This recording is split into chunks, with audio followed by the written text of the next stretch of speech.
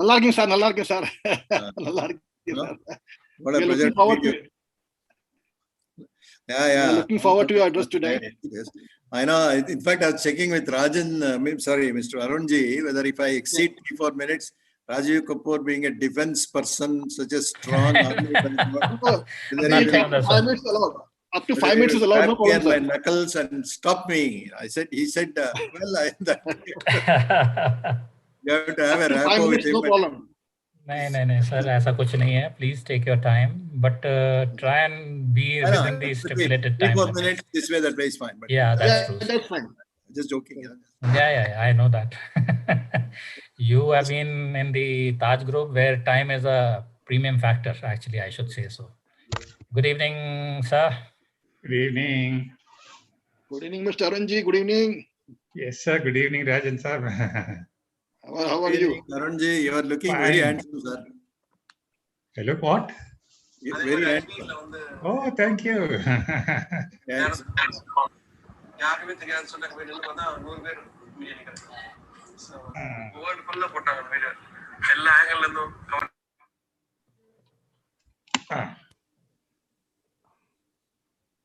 Right.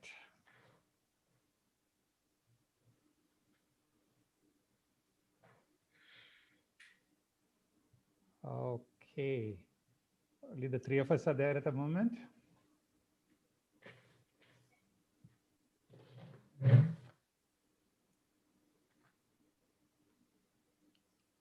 Hello. Yeah, I am there. Yeah. Arun. Hi, Dad. Suddenly the voices went off. I thought my net had gone off or something. That's the biggest worry going.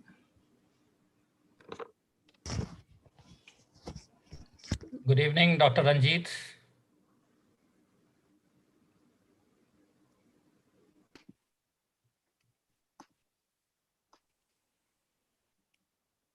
Rajiv,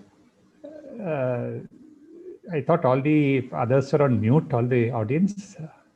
Yeah, they'll be on mute. I had told Ravi about it, and only the host and the co-host, like co-host are you, me, and Mr. Sundareshan, because he has to come in between 2-3 times. That is right. Hanji, sir. Yeah. So then subsequently, we'll be able to utilize it. Good. Yeah. Right. Let's check. Yeah. Otherwise, what happens is somebody's kitchen noise will also start coming in. Otherwise, that's true. I think I'll just organize a little thing, sir. Yeah, sure. Your name. So, Arunji, my only fear is, this current, this power fluctuation and Shobha Petronia is so bad. I don't have, unfortunately, you suggested to me to buy that backup, and also Ahmed told me to buy it up, and I didn't buy. So that's the only thing. Otherwise, it's all fine. And I'll come back, I'll rejoin, which might take some 30 seconds to 1 minute. That's fine. You switch on to your phone, is it? Yeah, okay. No, switch on to the phone, or I can even log in, log out kind of thing. Once again, I'll join, whatever. Yeah, right. I mean, you know the tricks then. Good.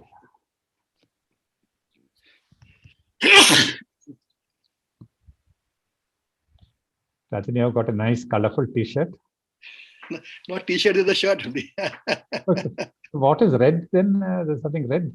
Red coming. Oh, let me see. Something red is coming. No, sir. Sir, very good afternoon to everyone. Yeah. Sir and Rajan sir. So basically, Rajan sir is using the virtual background, and he that red color is coming from that. Okay. So then only partially it is coming. Yeah, partially is coming. Yeah. No, don't then take it off. Actually, everybody will be on their own. I don't think anybody else is using the backdrop. Yeah, Ravi, just unmute Mr. Sundareshan also at the same time, please. Sir, I have done that. Okay, great. So he's a co-host now. Yeah, that's true. Yes, thank you. So my background will change now, no? To normal background now. Yeah, The only thing is, I'll be back in 1 minute. Yeah. Yeah. Sure. Because I was also surprised seeing the red something there. I thought, I thought you were having a very colorful shirt. no, it's not my shirt. It's I think the background of something. I have the logo. Yeah, Something. I can understand. Yesterday I What? tried. I couldn't. My thing is a little older laptop, no, 2015 version. So the recent versions can be they allowing that virtual background. Right. Absolutely right, sir. Ravi, I've sent you a message. Please just have a look. So,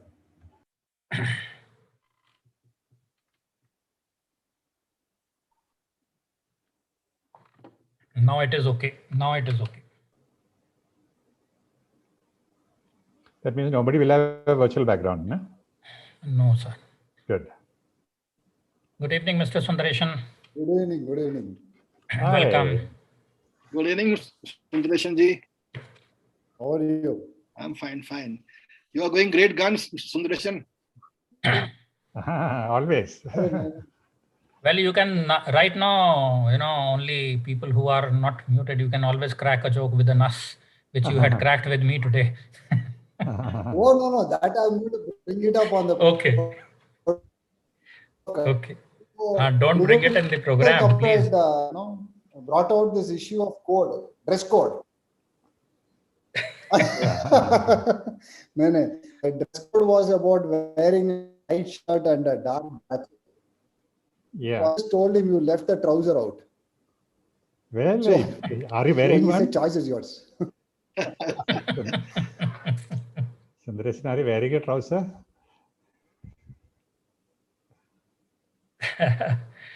Good evening, Mr. Kabinda. Welcome. Yeah, can you, Ravi, can you unmute Mr. Kabinda, please, for this thing? Hi, good evening, everybody. I am Mr. Kabinda Hi, Singh. Arun. Welcome. RG Rajan here. Hi, Raman. Hi, Mr. Sundaresan. How are you doing? Hello, Mr. Kabinda. Hello. Arun. Can't Hi, see me. Arun. Hi. I can see you. I did say hello to you the moment I came in. Okay, I missed that then. Yeah. Right. Maybe I was on mute at that time. Hello, Mr. Dube. Good evening, Mr. Rajeev Dube. Welcome. Kindly unmute Mr. Dube, please. All right. Yeah. Good Good evening, sir. Good evening. Can you hear me now? Okay. Yes, sir. Yes, sir. We cannot. You can't see my face is in darkness, right? No, we can see you very Fair clearly, enough. sir. Okay.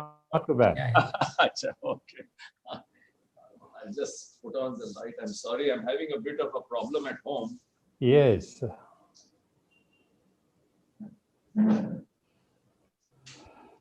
That's a very lovely painting you have there. Yeah, that's a Hussein original, actually belongs to my wife. Hussein was a great I was pal about to ask you that. Hussein was a great pal of my late father-in-law's.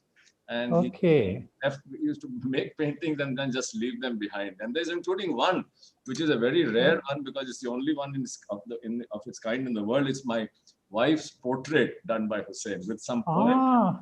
Yeah. Good Fantastic. heavens. Good heavens. Oh, wow. No, wow. even this one painting would cost a fortune these days. No? Well, I'm not very sure, but anyway, some things are more valuable than money. So. Yeah. Hi, Rajeev.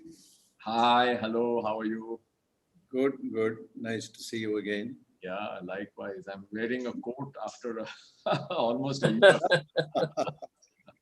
We are all in the same boat. Mr. Kapoor made it so formal. I was wondering, why. If it,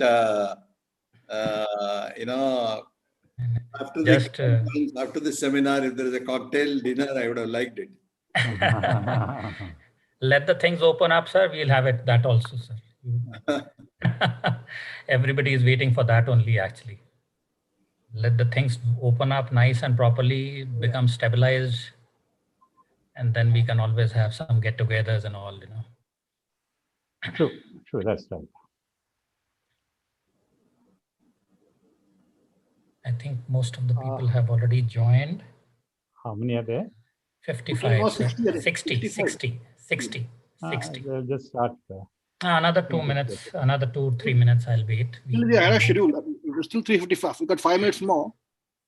Yeah, exactly at 4 you can start, because that's scheduling you're done. So. No, I'll take a little 2-3 minutes. I'll start at 3:58 or so, sir, because I have to just give a little background about it. And before I hand it over to Mr. Arun Balakrishnan and all. Rajiv, I'll be taking slightly less than 10 minutes, so actually you can start at 4 o'clock only. Okay, fine, good enough, sir. Yeah.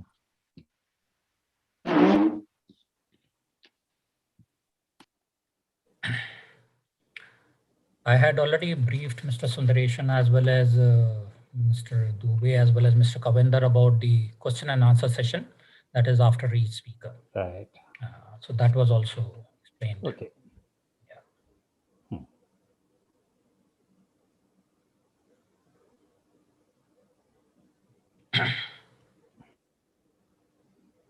Rajeev sir, Mr. Prasanna has also joined us. Acha, okay. Good evening, Mr. Prasanna. Good evening, Dr. Shalini. Yeah, can you unmute her, Dr. Shalini, please? Yeah, we are doing it. Can you unmute, Ravi? Yeah, now I was able to unmute. Good evening, everybody, because I was not able to unmute. Yeah, good evening to you, ma'am, and welcome. Hi, Shalini. Hi, good evening. How are you? Very good, very good. Good to see you all. And I guess everybody well. Thank you. Thank you very much.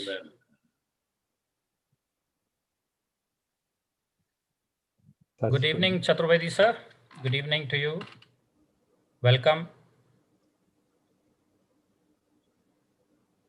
Ravi, can you unmute Mr. Chaturvedi? Done, sir. Done, sir.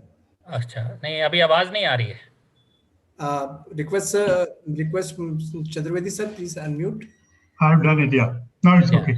Yeah, good afternoon, and Mr. Balakrishnan, wonderful that you organized on such a good topic, and you've got wonderful speakers to participate. We are hoping a lot from this. And Mr. Kapoor, wonderfully organized. Thank you, sir. Thank you very much. Nice seeing you, Balakrishnan sir. Yes.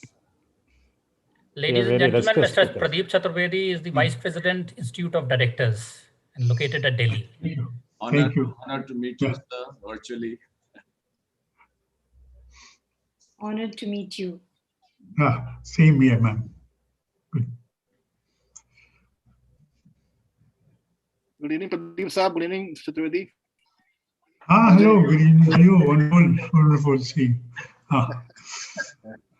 No, your deliberations are always good. Last seminar was wonderful, and this also we are hoping to be really very valuable. That's why I thought I must come in well before time. We are very illustrious speakers this time. Yes, you have.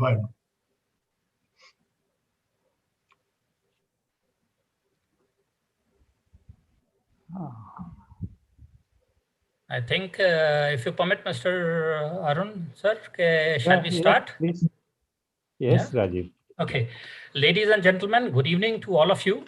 I am honored to take this opportunity on behalf of Institute of Directors to welcome you all to this webinar on NRC, the Game Changer Board Committee. I am Brigadier Rajeev Kapoor, the Regional Director, IOD Bangalore, and your host for today's webinar. Let me first thank and express our sincere gratitude to all our sponsors who came forward in making this event come together. Next slide, please. Let me thank, Let me thank Mr. Pushp Joshi, Director HR HPCL, for being our webinar partner, Mr. V.N. Dutt, Chairman and Managing Director, National Fertilizers Limited, Dr. S.P. Mohanty, Chairman and Managing Director, HIL India Limited. I extend my gratitude and appreciate that you and your team has taken out time to join us in this webinar. Thank you very much, sir, for all these help extended. Now, let me take this opportunity to take you through the entire sequence. This webinar has been divided into 2 sessions, wherein we have amongst us some very distinguished personalities possessing vast knowledge on the subject. The first keynote speaker shall be talking about the importance of NRC and what it can do for the organization. The second speaker shall be sharing his views on what the management expects from the NRC. Ladies and gentlemen, due to prior commitments of each keynote speaker, we have split the question answer session after each keynote speaker delivers his talk. Also, I would request the audience to type their questions in brief in the chat box as shown in the control panel. Before we start with the second session, there will be a 10 minutes interlude wherein a distinguished colleague of ours will talk about the biography of the eminent jurist who is also the national chairman of Institute of Directors. And we all in IOD hold him in high esteem. And this is our tribute to him.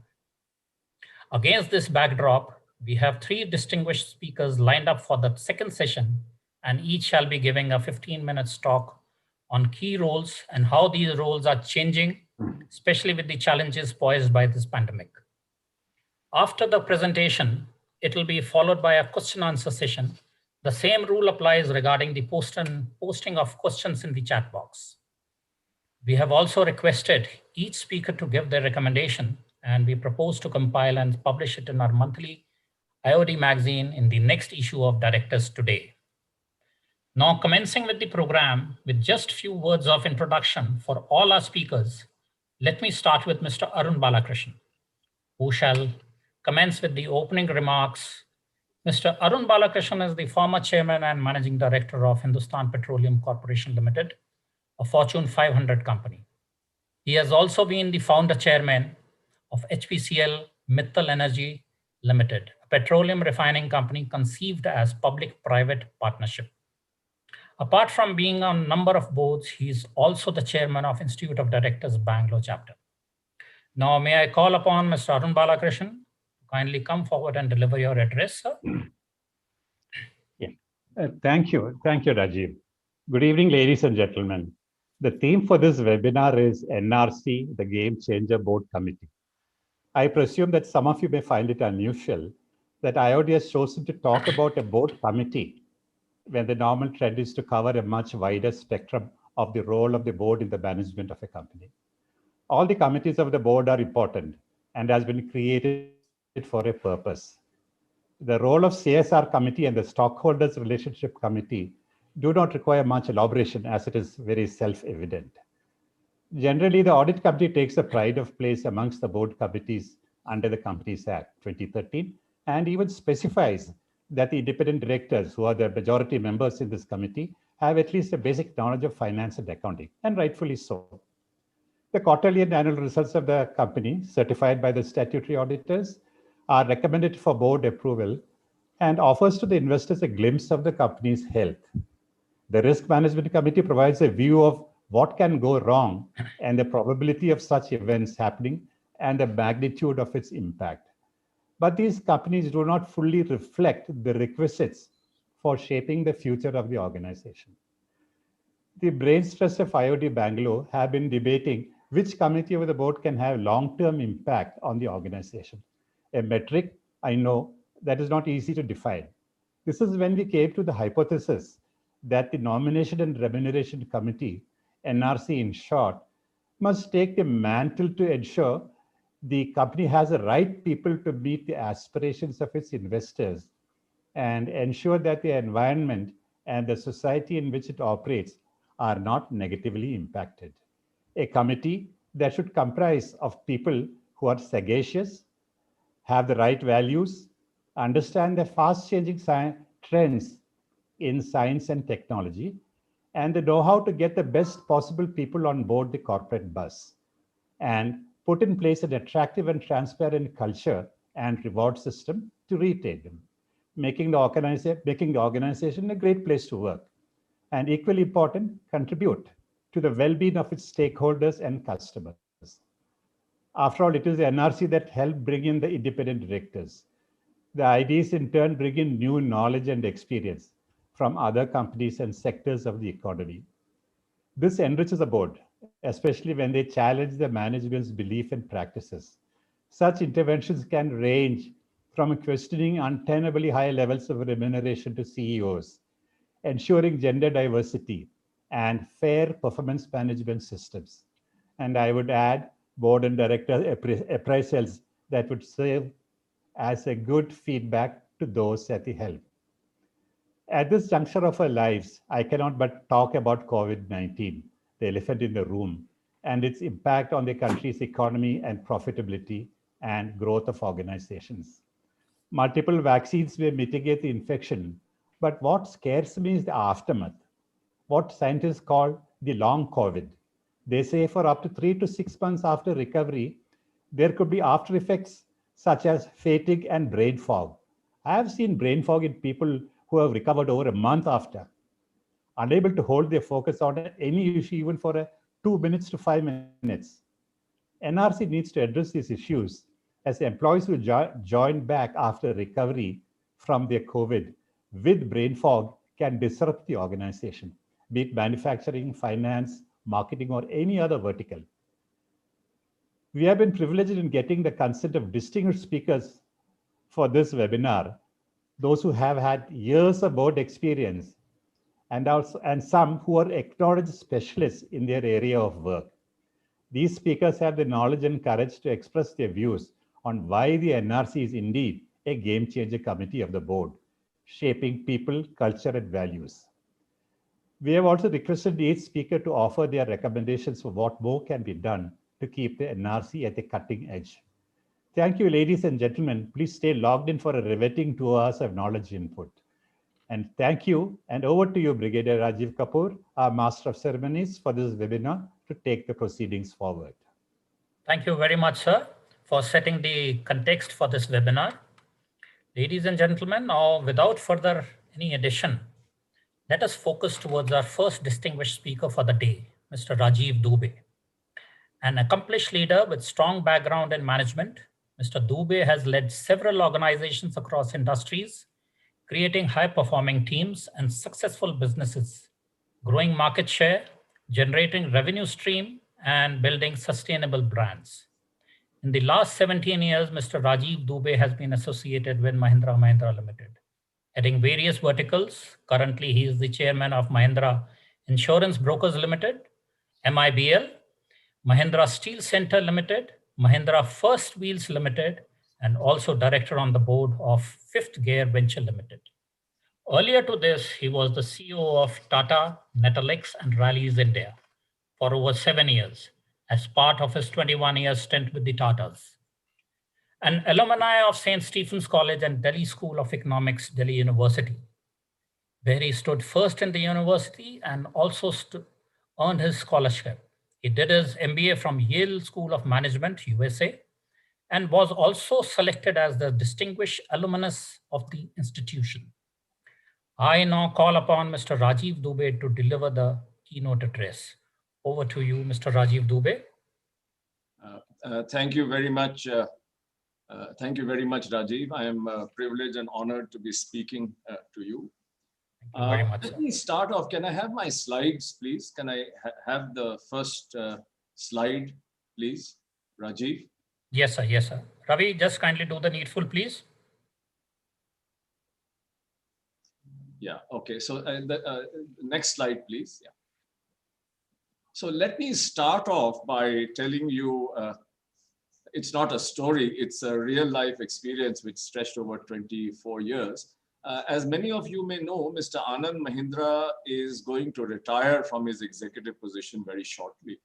And it's a huge, potentially game-changing moment for the group because Anand has been at the helm of affairs for more than 2.5 decades. He is a very powerful leader. He has created a culture. He's known all over the world.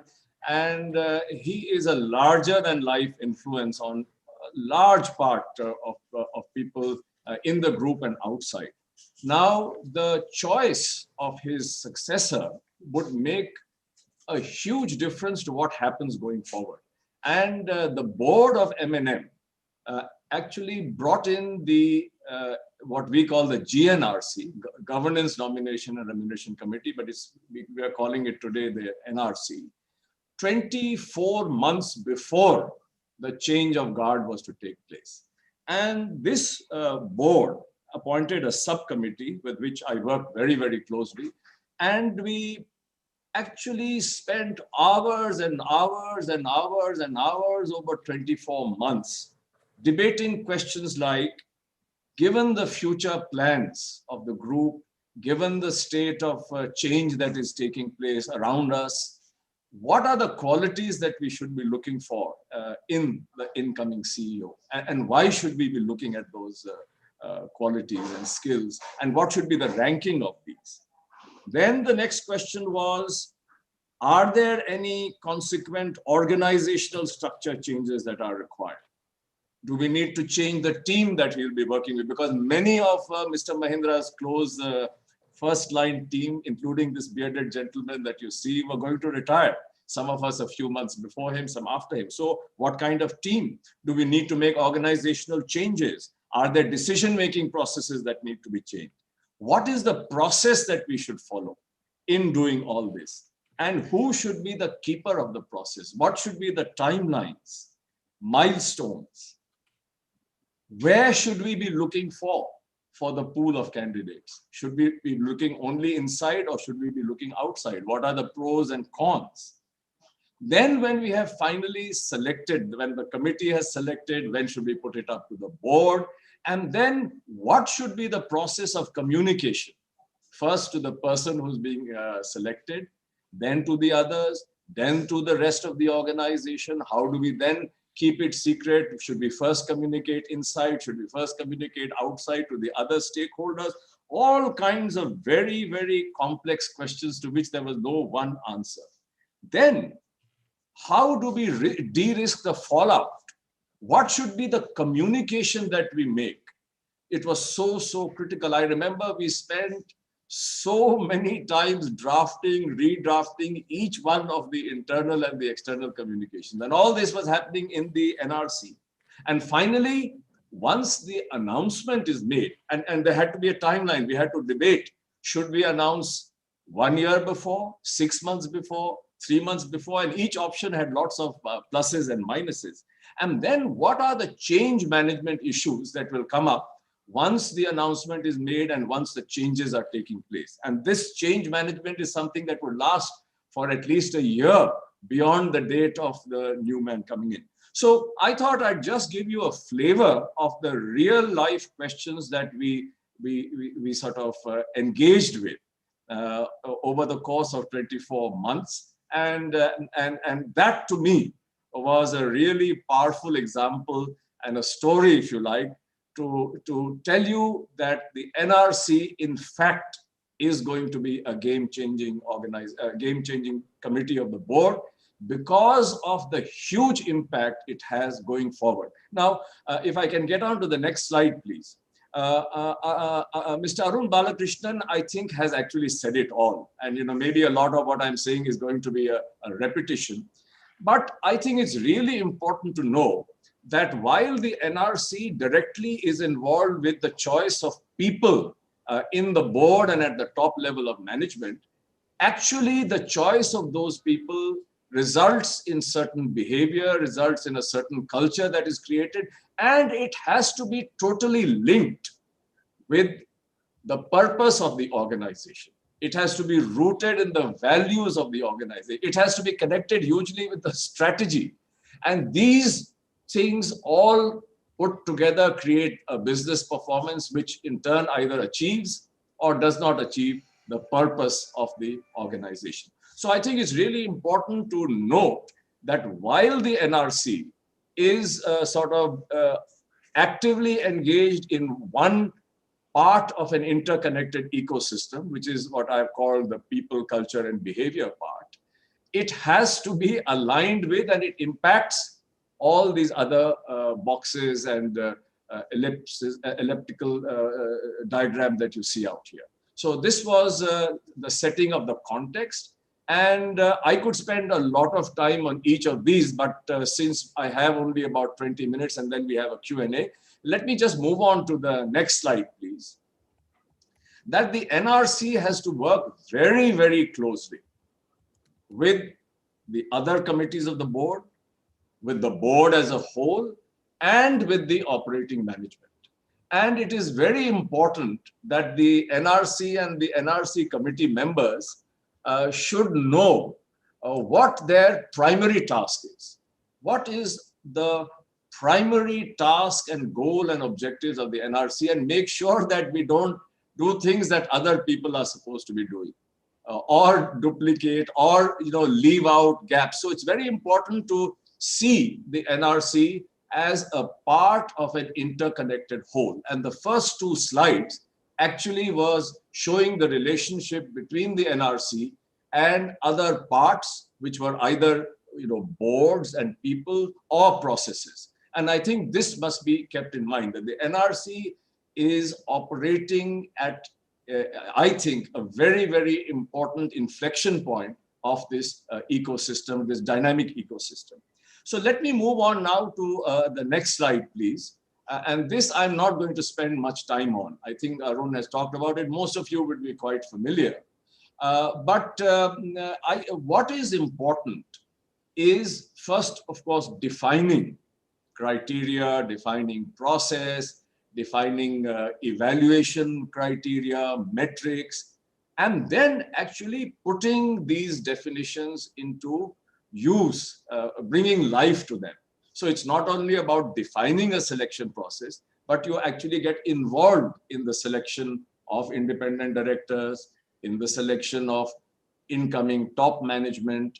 You also very powerfully influence what kind of people come in and how they behave through the performance evaluation criteria and the incentivization. This is very, very important. What is rewarded and what is not rewarded can make a huge, huge difference to the way in which behavior and culture is shaped. And the NRC has a critical role to play. And of course, I've already talked about succession planning through the first example that I gave. So can we move on to the next slide, which I'll go through very fast, because this was the role of the NRC with respect to the top management that I showed you. And this is now with respect to board directors, which is very similar, except that it has one point which was not there earlier, which is the composition of the board. You see, the board, just having very powerful board members is not good enough. It's the whole board. That has to be powerful. So there has to be a relationship, there has to be a mix of skills that have to be there. And that mix of skills actually changes, given strategy, given purpose, given the state of the competition, given what are the real drivers of change and of competition, the composition of boards may change. So may, formulation of criteria. So may the evaluation process. And of course, the succession planning for the board is another very important part. And unfortunately, another important part, and I hope that is not used very often, is recommending to the board if any senior people have to be removed, or heaven forbid, if inside the board itself you reach a situation where you may sort of have to, in some ways, nudge some board director out. So that is the not so pleasant part of an NRC's duty, and I hope most NRC directors in their tenure don't have to deal with it, because it can become quite difficult. Can we move on to the next slide, please? Right, now this one, I have explained the main duties, right? The thrust, the strategic importance of the duties and functions. But in addition to that, there could be various other things that the Companies Act and SEBI keeps on coming up with, from time to time, which may not have been covered in the two slides that I showed you. And they also have to be covered willy-nilly by the NRC. Now, this is not my area of expertise. I must confess that on the boards that I have served, we would depend heavily on some board members who had this expertise, or on the company secretary, or on the legal director. This certainly is not an area of my expertise. So I don't want to spend too much time on it, and please don't ask me questions on this particular one. Maybe you can direct them to Mr. Arun Balakrishnan and other experts who are here. Can we move on to the next slide, please? Now, this one I want to spend a little time on. And I am actually in this slide talking about things that have in some sense been covered, but in some sense have not been covered. And they have to do with the view that NRC and its members take. So I think that they should be focused on unleashing the potential of people and systems to achieve the organizational purpose. That should really be the driving goal. And anything that they do has to ultimately be guided by how do we unleash the potential of people and systems to achieve the organizational purpose. The second thing is that this committee should have the ability to definitely be very, very strategic and purpose-driven on the one hand, and at the same time, they have to be making sure that what is needed transactionally in the short run is also done. So it's both short-term and long-term, and that's what I meant by one eye on the next step and one eye on the horizon. Then I think it's very important to choose members who, in addition to their skill and expertise, have humility, so that they respect the views of others, so that they are very good listeners. Because the kind of knowledge and the kind of situations that NRC has to deal with, if people there come across as being arrogant and telling others what to do, that will make it very, very difficult to do well the job that they are doing. Then I think the people on the NRC should be people who avoid coming to hasty conclusions. It's not about being six-gun Murugan here. You have to ask the right questions. You have to mull over it. You have to look at various options, hear often very, very conflicting views on the same subject, and then you have to come to a conclusion. And so I would say that it's very important not to have people here who are obsessed with the need to show I have all the answers, or that I can really come to a quick decision. Sometimes you have to come to a quick decision. I'm not saying that. But if most of the decision making is hasty, I think the NRC will create problems, because it is essentially a very long-term strategic body, which by the choice of people and processes and metrics is going to have a profound influence on the culture and the behavior and therefore the performance. Then I think you need people who have the ability to use the whole, what I call the whole mind, where you of course need intellect and logic, but you have to combine that with empathy and intuition and the ability to connect the main dots. Let me go to that trust at the end, but certainly the dynamics in the committee is very, very important, and so is the dynamics in the board and in any other committee. But in this committee particularly, because of the very sensitive and people oriented questions where there are egos, where people will feel hurt, everybody cannot make it, they have to have a very cohesive and synergistic dynamics in the committee, and yet have the possibility of disagreeing, of expressing, of challenging each other's views, but doing it with respect. So that's what I meant by cohesive and synergistic. Synergistic is, using the skills that are there and not wanting to impose your own views. And this, of course, would apply to any committee and to the board as a whole, but particularly in the NRC. Last but not least, trust is a key word for all leaders, for the board, but certainly for the NRC. The NRC should be trusted, and the NRC should generate trust by authenticity. And for me, authenticity means I speak what I think and I do what I say.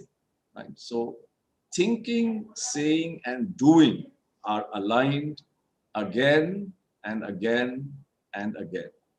And that is what generates trust. And I believe that above all, the NRC and its members should conduct themselves in a way that they actually walk the talk, the values, the culture that the organization has. And it's only then that they will generate trust and they'll be able to do their job well.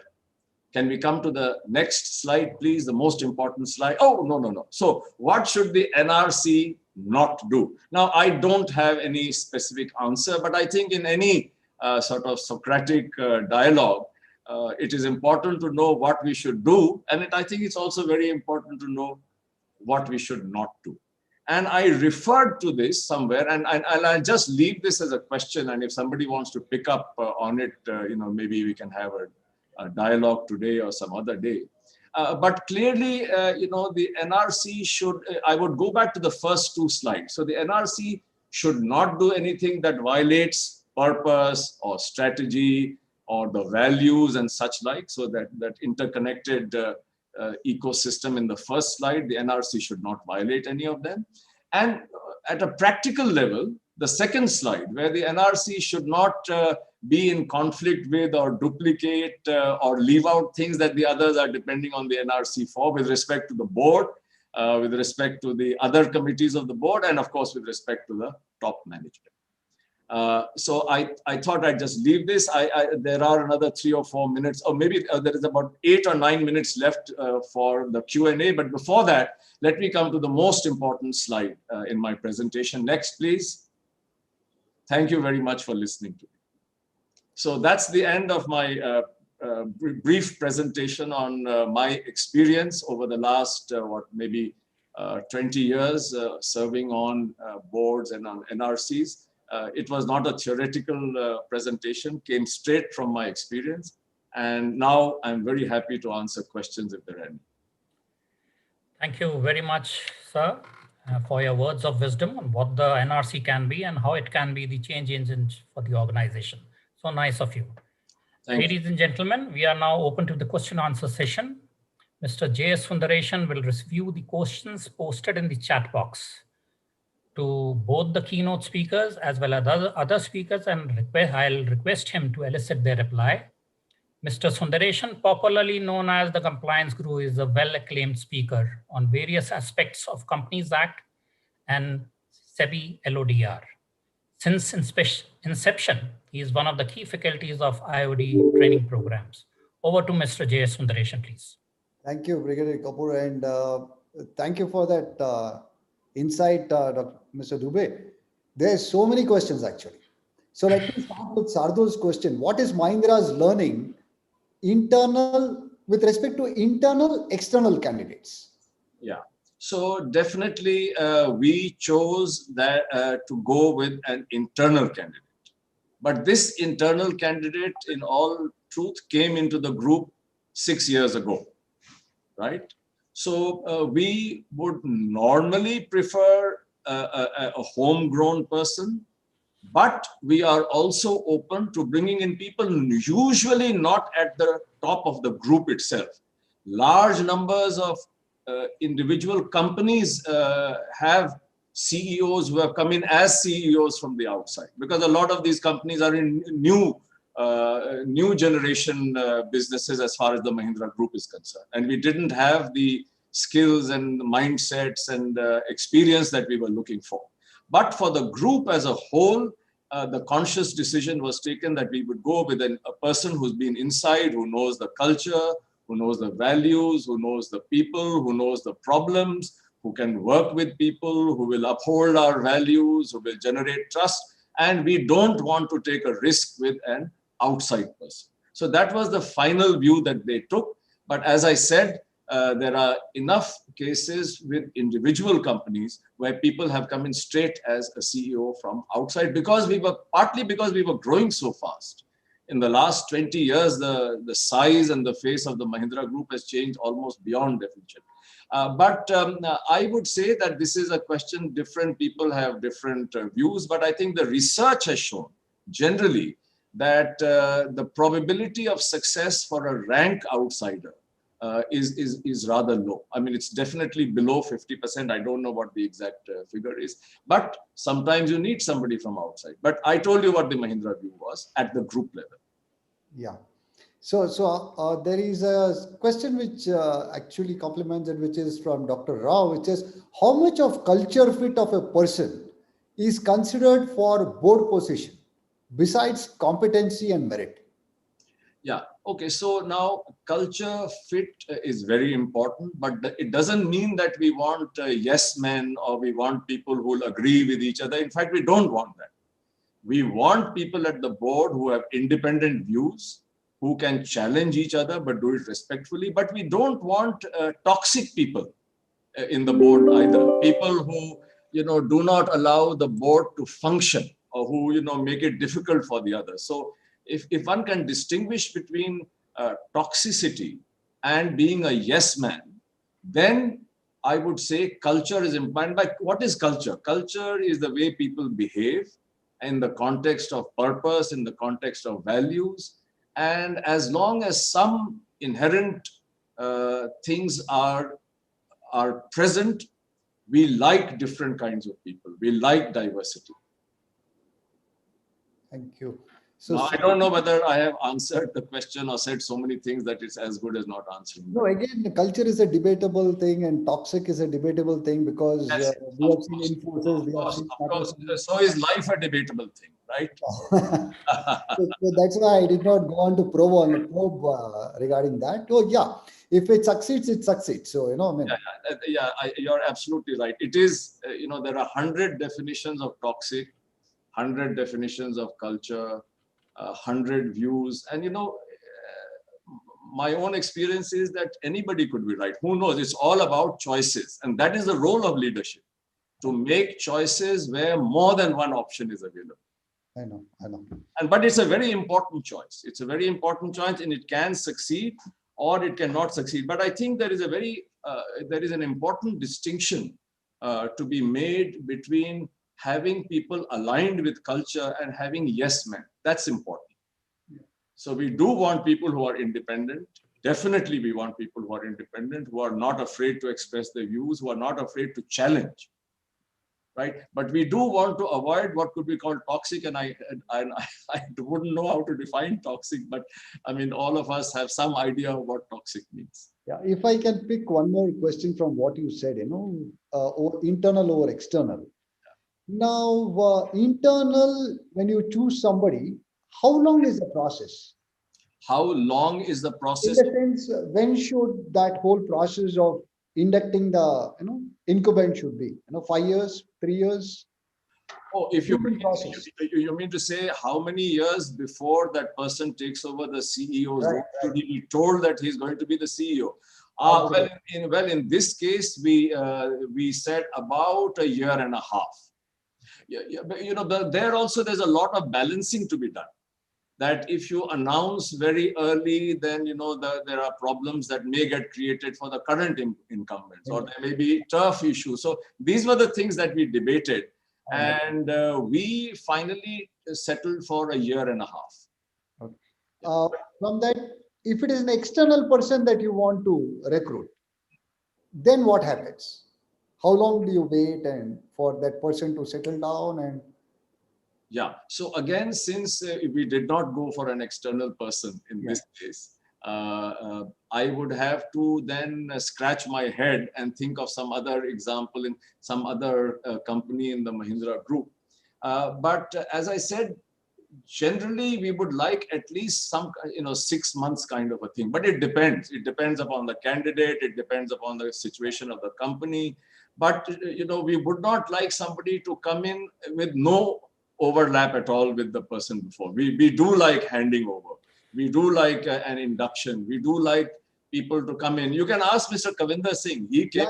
I'll reserve that question for him. So you can ask him. He'll tell you. Okay. So Shalini, I think, has a question which is, why hasn't the NRC evolved as strongly as CHRO role has evolved in the last 2 decades? Well, Shalini, I really don't know why that is not so. It has to do with how the NRC's role is defined, what kind of people come on the NRC and what they do on the NRC. But at least theoretically, it has a really important role to play.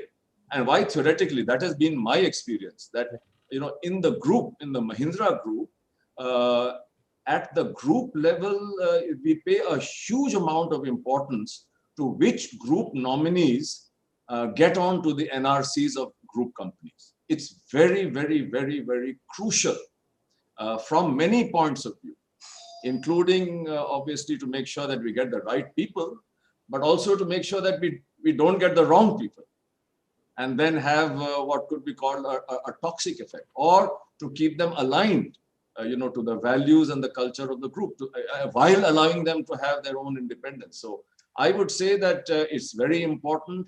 Why has it not assumed? Well, I guess there is a time in life for everything. And my own feeling is that in the years to come, the role of people and how much of a differentiator they would be in creating a competitive advantage will become much higher relative to capital and technology. I think the age of praying at the altar of capital is now becoming less. It will never go away, but there was a time when capital was everything, right? Technology, of course, is really, really important, but it's how people use the combination of technology and capital that really makes the difference to what is produced. So my own feeling is, and my own prediction is, that in the years to come, the NRC and the role of people is going to become more and more acknowledged at the board level and in the organization itself. This is just my feeling. Yeah. I will pick one more question, which could be the last question. This is again the Mahindra perspective on diversity of youth and technology on the board. It's not right for me to talk. If it's a difficult question, you can say fast. Because I have retired, you see. So I can only tell you what my perception was, because I've retired now. It's not right for me to say what the Mahindra, but we think that both youth and technology are really game changers. Very, very important, and they should be represented. Definitely technology has to be represented. Technology will become like electricity, it has to be used everywhere. But how you use it, what you use it for, and why you use it, that's really critical, and that's where the board members, and therefore we definitely would like people with the relevant technology and the mindset to be on boards. And I'm sure that we would like youth also. But now what is the definition of youth, and youth at whose expense? I really don't know. But I would say both are important, and both will find, in my view, a place on the board in Mahindra companies in the years to come. Okay. Before I say thanks, one rapid fire. Succession planning, is it an accident or an incident? It should be, it shouldn't even be either an incident or an accident. It should be a well-defined process. Okay. Thank you so much. Over to you, Brigadier Kapoor. So thank you very much for such a invigorating talk you had given and made us knowledgeable as far as the complete audience is concerned. And we really appreciate, in spite of so many constraints, you took out time and did the needful. Thank you very, very much, sir. Thank you. I'll try and stay on for a short while more, but my apologies. Most welcome, sir. Most welcome, sir. Okay. Most welcome. Thank you. Now, ladies and gentlemen, we move on to the next speaker. That is Mr. Kabinda Singh, the Managing Director and CEO of Mahindra Holidays and Resorts, India Limited. Mr. Kabinda is a result-oriented professional with over 3 decades of illustrious and comprehensive experience in consumer sector. That is FMCG, paints, and adhesive, having worked in market-leading companies such as Asian Paints, ITC Limited, and Pidilite. He joined the Mahindra Group in 2014 as Managing Director and CEO, and in April 2015, he was given additional responsibilities as President, Leisure and Hospitality Sector, and member of Group Executive Board. Later in April 2019, he was appointed as Vice Chairman of Holiday Club Resorts of Finland. After graduating in mechanical engineering from NIT Warangal, he did the Advanced Manufacturing Management program from Harvard Business School, USA. He also did courses in General Management and Advanced Marketing Management from Wharton Business School, USA. Without wasting much time, may I now call upon Mr. Kabinda Singh to speak on the expectations of management from NRC. Over to Mr. Kabinda Singh, please. Good evening. I will just start my presentation myself. Just give me a second.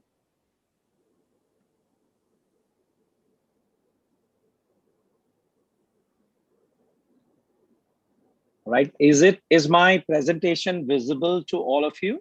Yes, sir. Yes, sir. Very much. All right. Just a quick, background about myself. Of course, thank you, Rajeev, for introducing me. But I wanted to make a important distinction that when I was given this topic by IOD, courtesy Mr. Rajeev Dube, I started to think a little bit about my background and how I have seen across my career, the functioning of the boards. I have primarily spent time in manufacturing businesses, and Mahindra Holidays is my first service business. And of course, it's a service business also with a difference, but I'm not going to talk about Mahindra Holidays today. And when I started to think about it, my eyes stopped here. And this is my favorite quote of 2021. I would love to read it because, I have been thinking about it for a long, long time. And when I look at the performance of the companies across, whether it is in India or abroad, I think choosing the wrong people to lead an organization is the #1 risk for businesses. And obviously coming from Warren Buffett, I think we should all agree to that. I at least fully believe in it. I also believe that quality of management is the single biggest differentiator. And therefore, when you look at market cap, which is a very standard way of looking at how companies are doing, and when you talk to all the investors and, like Mr. Dube, I have also had the fortune of, dealing with investors. And, they are constantly looking at what you're saying. And like Mr. Dube was talking about authenticity, are you consistent in what you're saying? Are you really focused on execution? And most importantly, we have seen that the real gains come when, of course, you have a good quality business added with quality of management. That becomes the single biggest reason for investors to actually put money. And that is what determines the market capitalization. I think the reason I'm trying to spend some time here, because when I think about NRC, and I'm going to move into a slightly, I have 2-3 slides which are a little dull, because the reason I'm saying they're dull is because they define the role of NRC in the statutes. And I did a bit of research on, by talking to a few people, and I also went through some information on securities exchange control of US as to how the NRCs have evolved over a period of time. And then I will connect back to the expectations from the NRC. Being on the other side, I have never been on any NRC. I am the recipient of services of NRC, and I am at the beck and call of NRC in my role as managing director and CEO of my business. If I were to, look at the, composition, the way it has been specified, and I can understand the spirit behind that is that, at least 50% of the NRC constituents have to be independent. But if you look at UK, nomination committees composition, they actually want majority non-executive directors. They believe that if you really want, you should think about having majority as non-executive directors. And non-executive independent directors. So independent directors, which are non-executive, of course, but 50%. But in the case of UK, they think about independent directors in majority in the NRC. Obviously, there is a desire to see that there is oversight of the board and management in some manner, and that is probably the intent there. Of course, the chairman of the board can be appointed as a member of the NRC, but shall not chair such committees. I think that's there in India, and it is also there in the international practices that I have seen. I think in the Indian context, if you really look at it, the focus is on the board.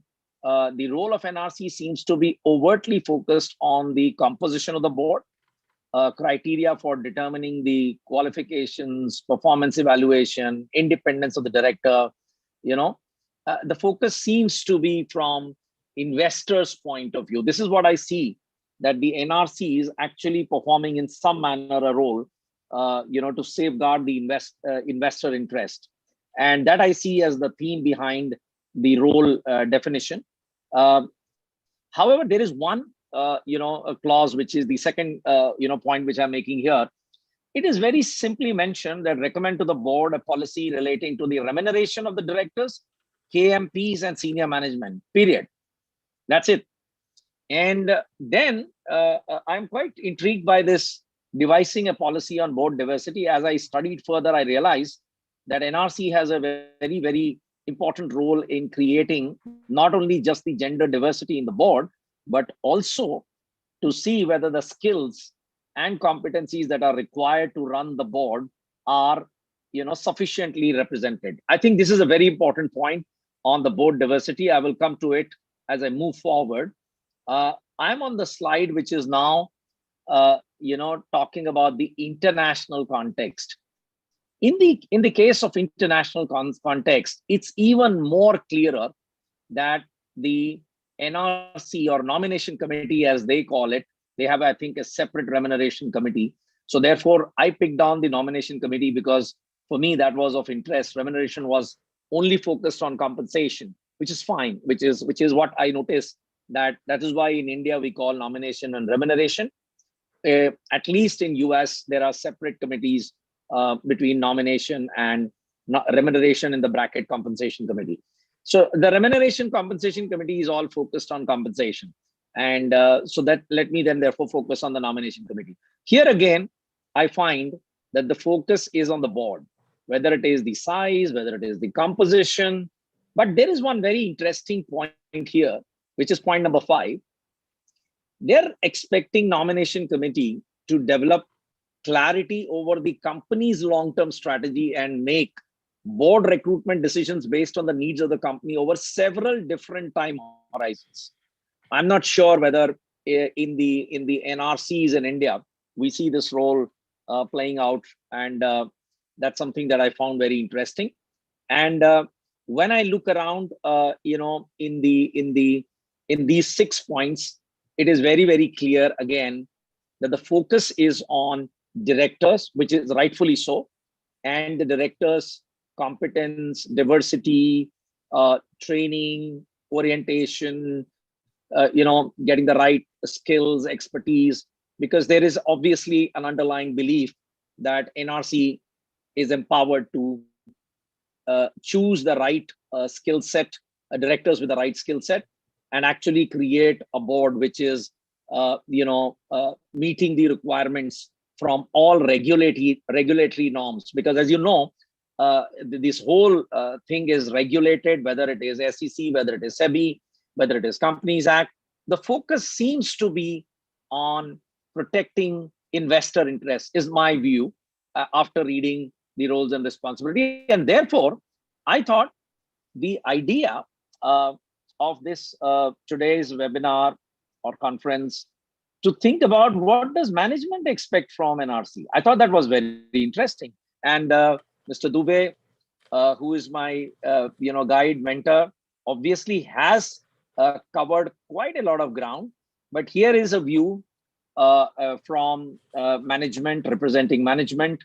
I thought I will make some recommendations, and these are my recommendations.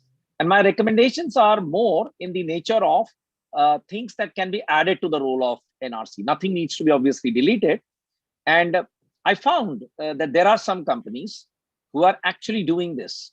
And I'm not naming them, but in India, there are some companies who are looking at some of these things, not fully. There is not one company which does it in total. But as I was going through, I realized that there is an opportunity from my own experience. And this is purely my view, having been at the, as I mentioned, at the beck and call of NRC for the last 6-7 years in my current role. I would begin by saying that NRC is the custodian of culture.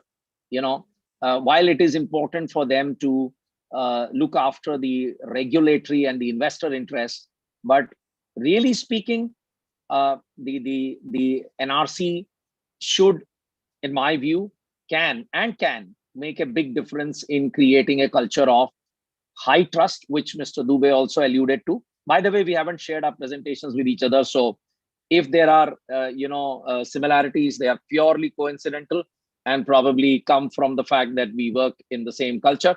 So my belief personally is that the high trust and high performance, demanding high performance, expecting high performance is a role which NRC cannot perform, but they need to enable. Therefore, my word is very, very carefully chosen. They must enable the top management to create a culture of high trust and high performance. And I've tried to actually, make it operational as to how would they do that. If I was in NRC and if I was tasked with this, how would I do it? I would probably look at the key people metrics. Now, these are very, very basic metrics of employee engagement satisfaction scores.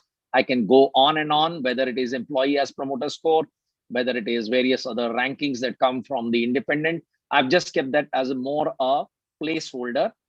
Key people metrics, whichever way you define, can we as NRC look at whether there is improvement happening here, because they are in some measure reflecting the culture that is being, let's say, propagated.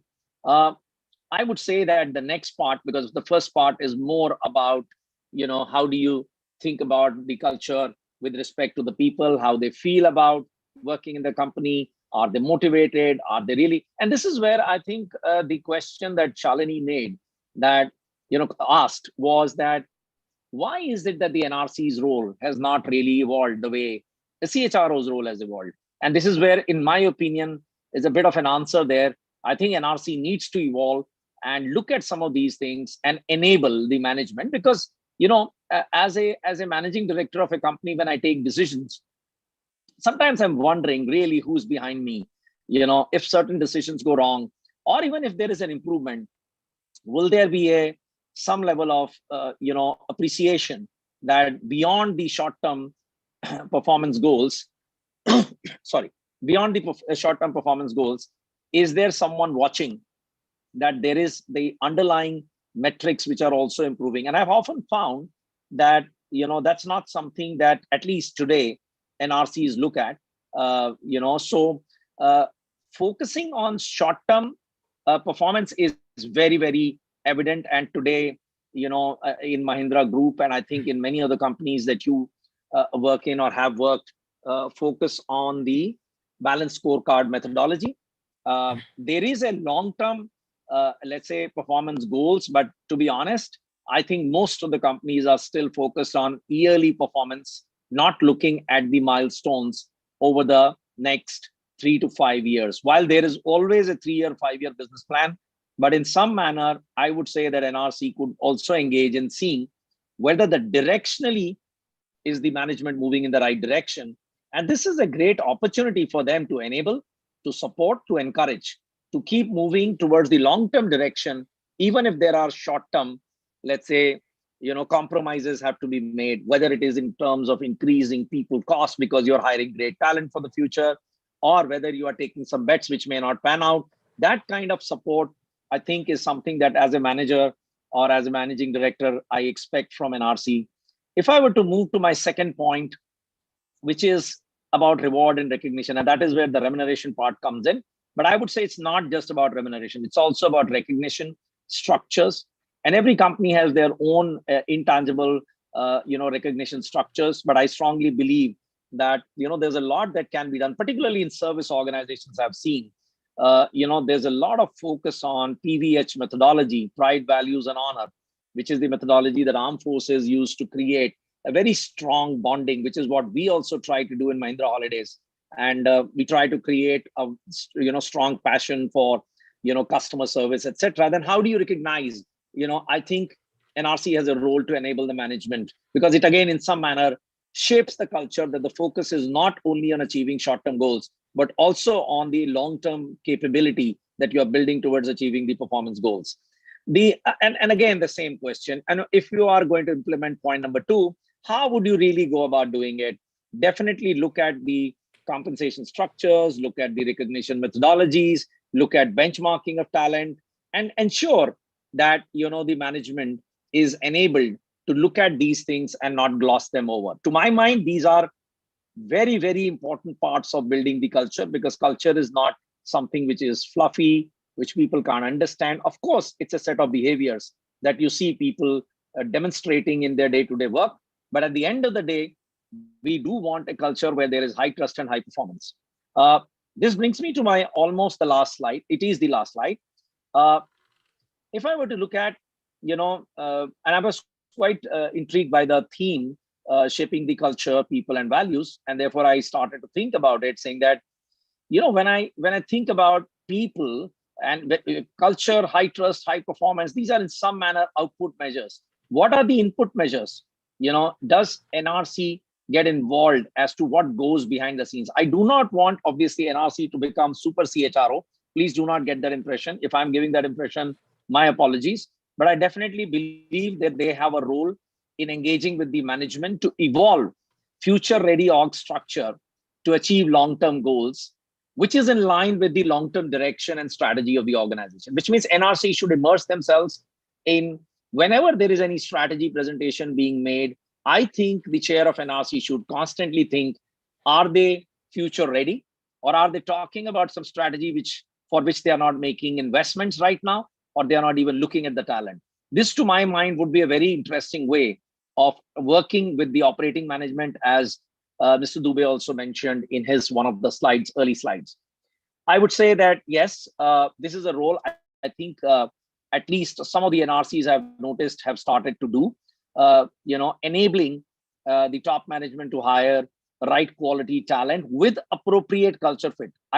I'm quite mindful that the NRC cannot possibly, independent directors cannot possibly, get into the nuance of the business when you are hiring a candidate. But there is a lot of, sensing on culture and the way even if it's a lunch or a chat or an interview, whatever way you want to structure it, informal interaction would be just about fine to understand whether the incumbent would be fitting in culturally. And there is a lot of focus on hiring the people with the right culture fit. The biggest difficulty here is, how do you define your culture? What are you looking for? That's something that becomes fuzzy. And this is where, again, NRC should enable the management to some extent define when we think of culture. I mean, if I were to talk about Mahindra Holidays as an example, the culture that we are trying to create, we have something called Seva, service with empathy, warmth, and attentiveness, something which Mr. Dube was championing for the entire group. But in Mahindra Holidays, we have further gone and actually defined 6 behaviors. And we look for these behaviors when we look at hiring people. And they have been put in a very simple manner, because they go right from the lowest, the frontline level to the highest level. And if I may just take 1 minute to highlight these behaviors. And the behaviors are, so simply described that I don't have to explain. So I will just reel out. The first behavior is can do, will do. A lot of people say that they can do it. Will they do it? We want to see that. Basically, focus on execution orientation. Second, going extra mile. Are you truly a gem? Will you go beyond your boundary of your department function, and will you do things which are required? The third one, and by the way, these are all created within us, and they are not picked up from definitely any book or any information outside. This is what we have seen over our experience. This is what we need for our business. The third one is respect for people. If you think about, in a hospitality business, there are times when guests can be very, very tough to deal with. The constant thing that we teach our people is respect, irrespective of the person, on the other side, however unreasonable the demand may be. And most importantly, not just respect your customers, but also respect your colleagues. Only then you can, work in the culture that we want to sort of create. The fourth one is called creative restlessness.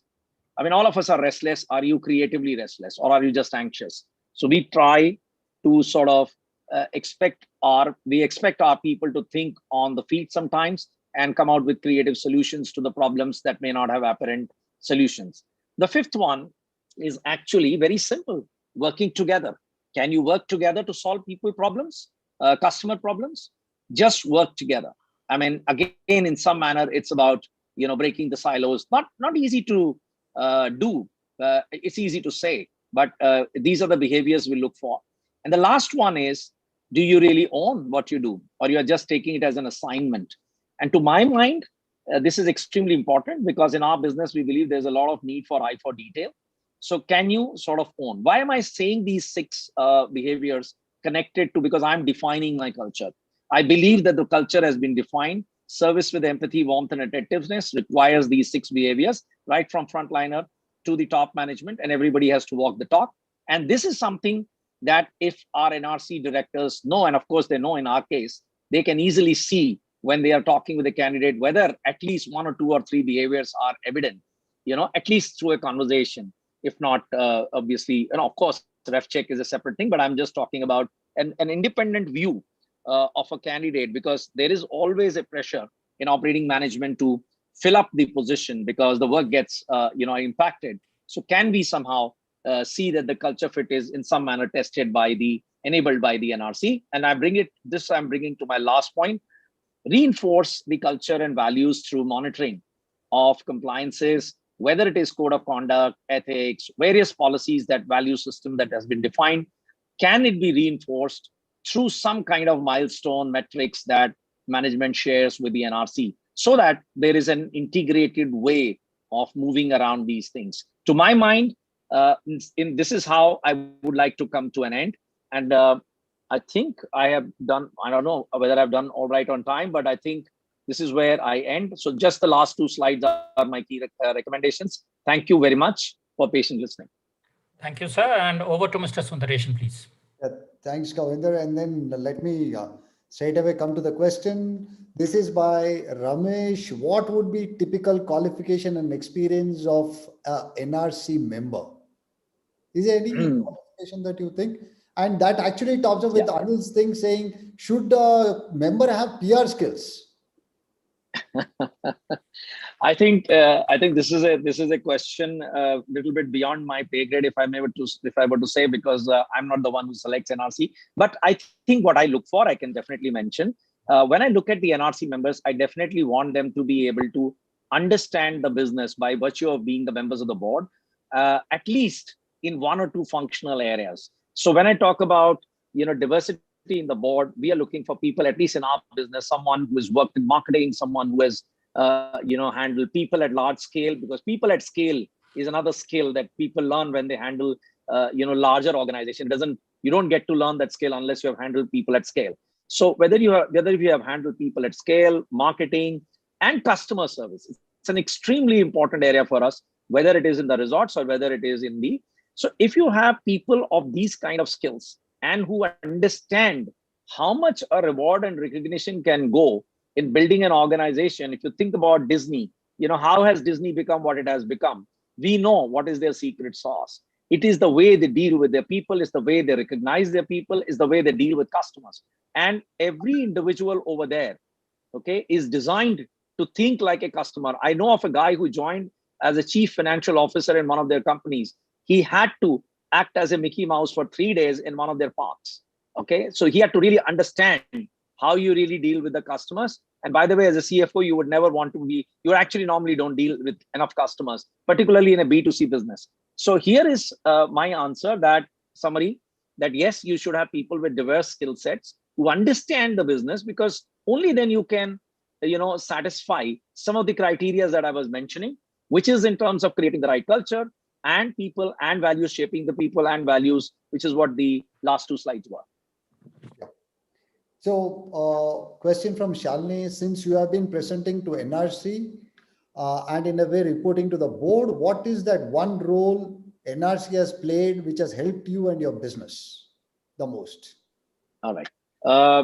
One role which our NRC has played, which has helped me in the business, is whenever I have done hiring of the senior people in our company, I have definitely run past the 2 independent directors that we have on our board and at least 1 non-independent, just to get a sense as to whether the culture fit, whether the domain expertise, I really don't expect NRC to check. I'm very clear about it. In fact, if they would get into the domain area, I would actually in some manner say that, hey, this is something that you should leave it to us.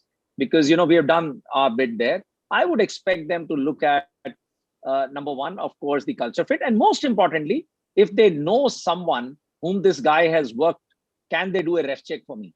I found ref checks has been a big help, because whenever I've gone to an NRC, board member, and he has said, hey, I know this company, this guy has worked there, I can check out on this guy. I said, please do it. It's a great help, because I also been doing a lot of informal ref checks. Can you help me? So to my mind, these are the areas where I have found NRC quite helpful. Okay. Taking a cue from there, I mean, with great difficulty, you identify a candidate and place before the NRC. NRC rejects it. How good or bad you feel? I was expecting this question. I don't know why. I got this feeling that, have I bitten myself, too much, or have I gone too far? I think this has been a fear in my mind always, that if I'm sending a, selected candidate, in my opinion, he's selected. Okay, that's how he goes to the board. He doesn't go to the board unless he's selected by my team members and me. So here is the thing. The good news for me is that not a single candidate that has gone to NRC so far has been rejected by NRC. But I would be very disappointed. But I would take it, because I think, this is what I really want, because to my mind, NRC is a disaster check in any case. Yeah. And if they are able to pick up something which we couldn't pick up, that's a great help, because, people mistakes, they are extremely costly. You lose, at least my thumb rule is you lose 2 years. From the time you get the guy to you to the time you take a decision finally, if the person doesn't work out. It's 2 years is the average time in India, particularly at the leadership level, because you need to give time. So, yeah. Okay. Another question to you is, as a CEO, who communicates to you first about your succession planning, the promoter or the NRC? And how do you feel? So, all right. So in our case, we have a very interesting model about succession planning, because I'm a part of Mahindra Group. And so we have an Apex Talent Committee. Apex Talent Committee is headed by Anand and a few, Mr. Dube was a part of Apex Talent Committee, by the way. So I, once a year, sit with the Apex Talent Committee and share the status of every leader, not just the performance, but also the traits and the issues, if any, emerging about the person, good, bad, ugly, whatever. It's a very candid discussion. And this is where, I try to align with the, let's say the group chairman and the group HR head. And this is where we begin to think and form views of the people. This is one of the most important interventions that happens at Mahindra Group. When it comes to my own succession, the real discussion again happens in the Apex Talent Committee, where I am candidly asked that who could be my successor, because in fact, I cannot enter the committee unless I have defined my successor. So my successor, in my eyes, is always presented before the Apex Talent Committee. Yeah, it could change. It need not be the same person over the years, but definitely that's something that is discussed in that committee. And that's one hour that we spend in a year is probably the most, let's say, valuable hour. And again, a similar level of activity we do with our NRC when the performance appraisals and the long-term incentives have to be paid out. I present in front of NRC the entire senior management team, how they have performed, how I see people, and how they think. Yes, with NRC doesn't ask me my, succession. I think they do discuss behind closed doors, which I'm not aware of. No, that's a very diplomatic answer. Okay, if that is the case, what runs in your mind? Rapid fire, guilt or fear? So as far as I'm concerned, neither I'm guilty nor I'm fearful. You know why? Because the authenticity that Mr. Dube was talking about, if you are thinking what you are saying, or rather, you say what you think and you do, what you say, I think you don't have to fear anyone. And I don't think you have to be guilty, because you're not doing anything wrong ever anyway. Perfect. I think, amazing. Yeah. And one question that I want to pick from Arun's address, actually, this is regarding your take on employee wellness and mental health, which is going to be the biggest challenge in the times to come. How are you going to take it to the NRC? Okay. here is something that I did about 3 months ago. In one of the meetings with NRC, this issue was discussed, that how are we thinking about, assisting our, team members, families as well as themselves. So before this issue could even come up to NRC's, let's say, some kind of a discussion, in one of those discussions, in fact, I was, of course, being closer to the people. We do a lot of town hall, we do a lot of communication exercises. I was picking this issue up. I actually presented to NRC. I said, listen, I'm going to start a helpline, a mental health related helpline, where you can actually raise any issue. It could be work related. It will be pure 100% anonymous. I found out in a set of people who are doing brilliant work on this, and I trusted them. And I said, listen, go ahead. We are not worried. Whatever comes out of it, anyway, this is anonymous, but we would like to know the patterns. The good news is that NRC immediately supported it. They didn't even ask me how much it's going to cost. I also didn't tell them how much it's going to cost, because if they don't ask, why do I tell? I anyway am responsible for my team. So I went ahead and did it. I just actually informed them. And the good part is that there is a good pickup. In the beginning, I was worried that good pickup means what? That people are having a lot of issues. But then the issues are coming to surface. That's the good part of it. And once they come to surface, I'm sure they get dealt with. That's the whole idea behind it. Yeah. Thank you so much. In fact, if I had you for more time, I would have kept on asking you questions. Rapid fire, last question. Remuneration for you, is it given or taken? So as far as I'm concerned, remuneration is, my view, fundamental view is that whatever remuneration is given, or I don't want to answer the given or taken part, but my answer is that as far as I am concerned, the value that I bring on the table has to be assessed by the NRC. And whatever value is seen by the NRC, and my remuneration is fixed according, I'm perfectly fine with it. Reason? Because I definitely believe that there is definitely some wisdom out there which is able to understand what people like me are bringing to the table and how they should be valued. And I also understand that NRC, particularly in our case, is quite mindful and aware that the number one has to be obviously super motivated to be able to create, motivation ripples down the line. So I think they are extremely fair. They understand what's the market value of the individual. And to that extent, that is how I have been remunerated right from the time I joined. Thank you so much, Kanwit. Thank you. Over to you, Brigadier Kapoor. Right. Thank you very much, sir, and for elucidating the subject so beautifully. Your perspective has never been, though you have never been part of NRC, but laying the focus on the culture and values in the system and employees is really exemplary. Thank you very, very much, sir. Really appreciate the talk. Thank you, sir. Thank you very much. Thank you. Now moving on to the biography. The next, can you just move on? Ladies and gentlemen, now we move on to the next chapter, that is the biography of Justice M.N. Venkatachalaya, which will be deliberated by Mr. Prasanna. Mr. Prasanna is an experienced legal professional with 3 decades of experience. Currently, he is an independent director, independent corporate, law consultant and arbitrator with various institutions, including the Singapore International Arbitration Center. In the next 10 minutes or so, Mr. Prasanna shall be presenting a synopsis of the biography of Justice M.N. Venkatachalaya, former Chief Justice of India and National Chairman of Institute of Directors. The book titled The Man and the Judge, written by Mr. V. Sudesh Pai.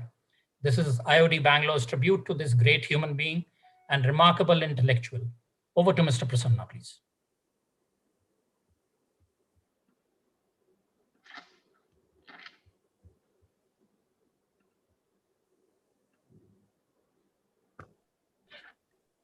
Good afternoon, ladies and gentlemen.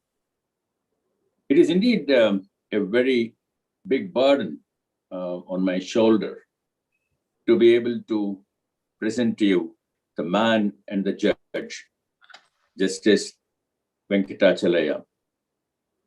He has been a beacon of wisdom, and he is our guiding force, and he has provided the kind of insight, the kind of wisdom that IOD can immensely benefit from. The Man and the Judge is a biography which is penned by Mr. V. Sudesh Pai, an advocate.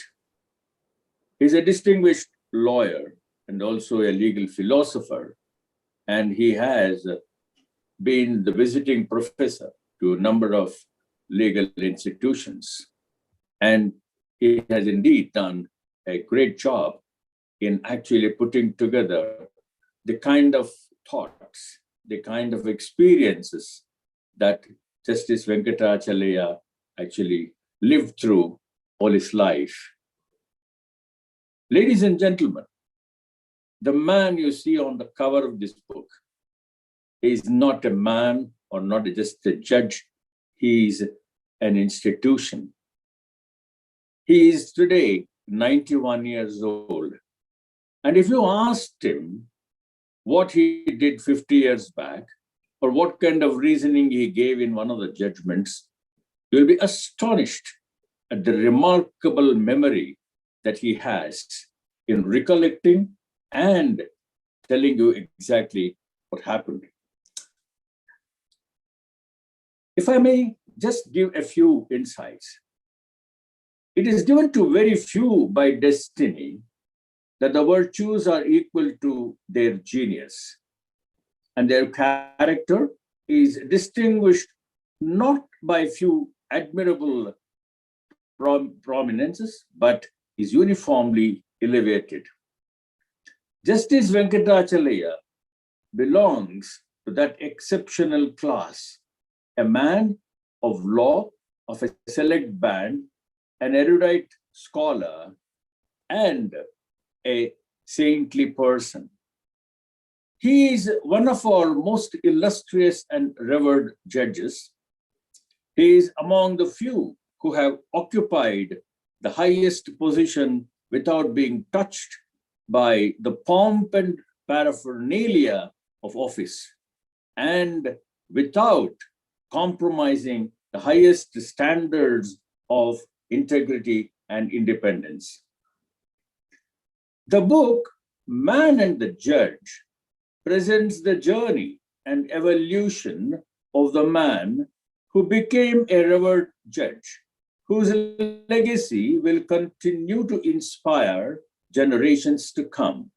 The book contains fairly comprehensive biographical sketch of Justice Venkatachalaya and editorial notes on almost all of his reported judgments in the Supreme Court and the High Court, besides some of his speeches and writings. The judgments are masterpieces of judicial exposition. To study his life and work is to share in a rich and awesome heritage which will benefit both the lawyer and the layman. The book is an admirable, timely reminder of the great values that his life and work represent and his abiding influence on our lives and thinking. Justice Sharad Bobde, Chief Justice Sharad Bobde, who recently remitted office, he was at the release function of this book. And this is what Justice Sharad Bobde had to say. I am certain that this book will impart the most important lesson of protecting democratic values, which is the collective conscience of civil society. It is commendable how Sri Sudesh Pai has aptly covered all aspects of Justice Venkatachalaya and the career of the splendid and magnanimous day. Ladies and gentlemen, if I may just take a couple of more minutes, I would like to say that many people have paid tributes to Justice Venkatachalaya and his legal acumen. I would like to say one thing, what Justice Krishna Iyer, the noted jurist, had to say in 1993 about Justice Venkatachalaya, both as a judge and a man. He said, Venkatachalaya is widely read and inclined to listen, a difficult art for the brethren who assume from the bench all the wisdom and the law of most of which they are innocent. Integrity is Venkat's forte, humility his second nature, and piety his morning's first charge. I hope Venkatachalaya, on retirement from high office, will graduate into a profound student, non-stop pursuit of learning, nor get lost in the pursuit of patronage, hoping for retiral reincarnation, as many of the robed brethren do these days, diminishing the glow of the great judicial profession. Not to sell one's soul for a mess of pottage is a hard resolve, harder to fulfill. To strive for justice without wearing the authoritarian robe is the measure of a judge's moral fiber. It has been rightly said, the man who graduates today and stops learning tomorrow is uneducated the day after. Alas, many of my robed brethren on ascent to the bench stop learning and prefer to remain uneducated in a higher sense. They are too busy to page through books beyond their dockets and a wider range of human interest beyond the limited needs of the cases to be heard or dismissed as of no concern. Proud of Mr. Venkatachalaya, I fancy, is among the exceptions who prove the rule. The judgments incidentally reflect the man, his passion, compassion, prejudice, and inner contradiction. In short, the social philosophy of the judge. The reported judgments of Justice Venkatachalaya reveal a breadth of outlook and gamut of jurisprudence which does credit to the judge. It is not calendrical seniority, nor memorized erudition, nor quotational profusion, nor interminable pages of tiresome prolixity that makes a competent brother on the Supreme Court bench. It is wider vision, values, commitment, creative imagination, penetrating perception of the paramount law, interacting with the Vistarama of changing social, economic, and political scenarios, and above all, a deep grounding in the many dimensions of jurisprudence and discipline of law, which is an anchorage of justice through law. Venkatachalaya's rulings cover a large range, reveal a courage and insight. Justice Venkatachalaya, of course, proved to be the exception that Justice Iyer spoke of. Ladies and gentlemen, I present to you the book, The Man and the Judge, for your reading. It is available at Ameya Law Agency, and I request you to please read this book. It is absolutely enthralling, and even for non-legal people, it is well written so nicely that it will walk you through the kind of milestones that Justice Venkatachalaya has crossed. Ladies and gentlemen, I present you this book, The Man and the Judge. Thank you for your patience. Over to Brigadier Rajeev Kapoor. Thank you, Mr. Prasanna, for such a powerful and passionate talk, thereby giving a big tribute to the great human being. Thank you, sir. Thank you very much. Ladies and gentlemen, pleasure. Thank you. We now move to the second session of the distinguished speakers who shall share their views on various roles of NRC, starting with Dr. Shalini Sarin. Her experience ranges from Chief People Officer to Head of CSR to business leads for the base of Pyramid Solar Lighting business. She has worked and gained valuable experience across India, Europe, and USA, and is currently on the Global Supervisory Board of Nagaro SE GmbH. She is an executive director of Electro Mobilitat, an EV charging startup, and is also on numerous boards as independent director. She has an impressive academic record, doctorate in organizational behavior, and master's in sociology and human resource management. She has also done advanced human resource program from Ross School of Business, University of Michigan, USA, and is also a qualified executive coach from Motorola University of Chicago.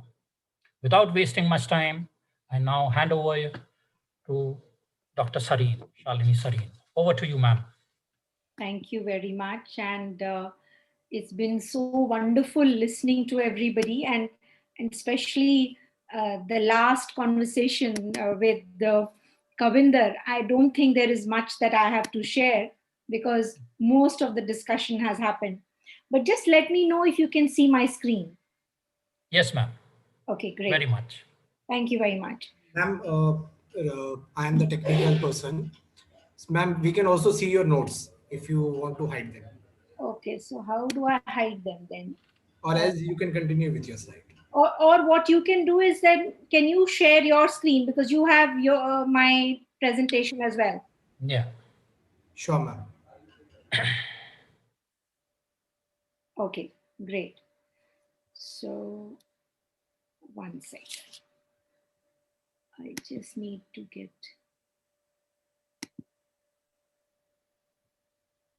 I just need to see my.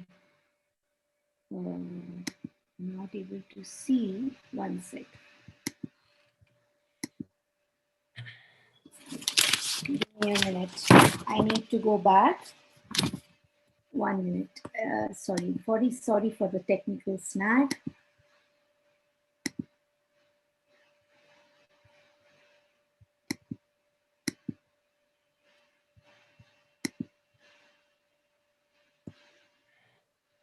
Ravi, can you guide ma'am? Yeah. As far as the hiding of the notes are concerned. I can hide my notes. Then yeah. Then can you guide Ravi, please? Ma'am, you can simply open up your presentation at your end. We can see you. Slides are up. And the moment you change the slide, you please tell us change next. We will change the slide. Okay. So then you can go to the first slide already. And I will start to speak then from the first slide. So yeah, very, very happy to be here today. And we've been listening to amazing discussions so far. Today, we are also faced with this very challenging moment where the pandemic has presented existential crisis, and it's a stark reminder of our fragility. It's tested our skills and the board members, which are there to remind us and to be there for. Sorry, I'm still struggling. I'm not able to see the screen. Can I?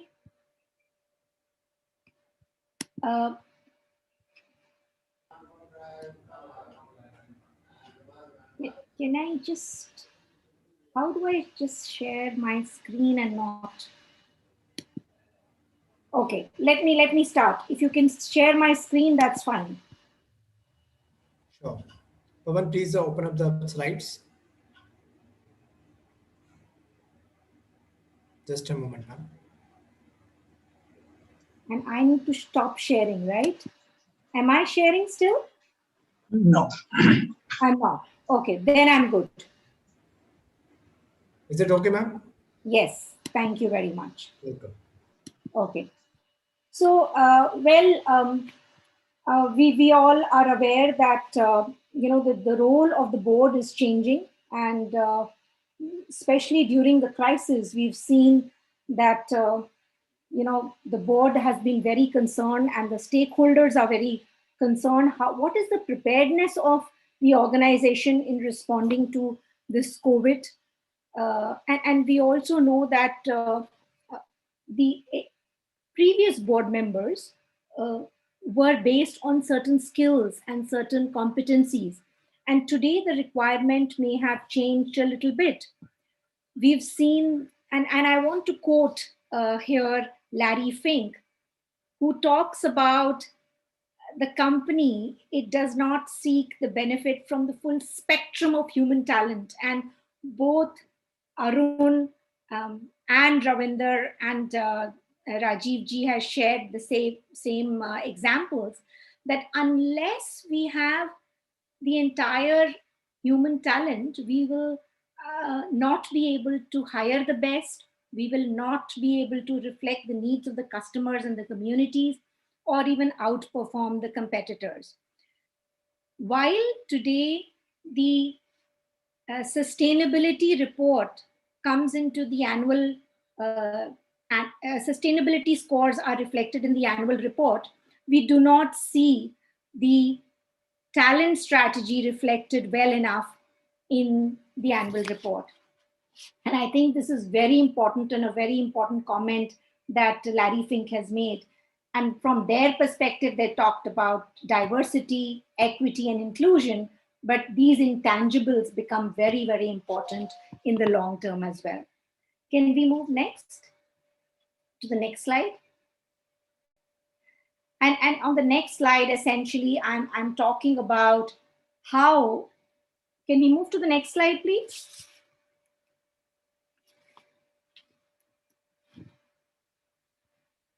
Yeah, in the next slide, I'm essentially talking about how important it is, that the experiences are aligned with the requirement of today. And we've, discussed this today, and I think this was a question raised in the previous discussion as well. What are the competencies and the skills required today? And while the competencies and the skills that are required, sorry, you've moved to the next slide. Can we still stay on the skills?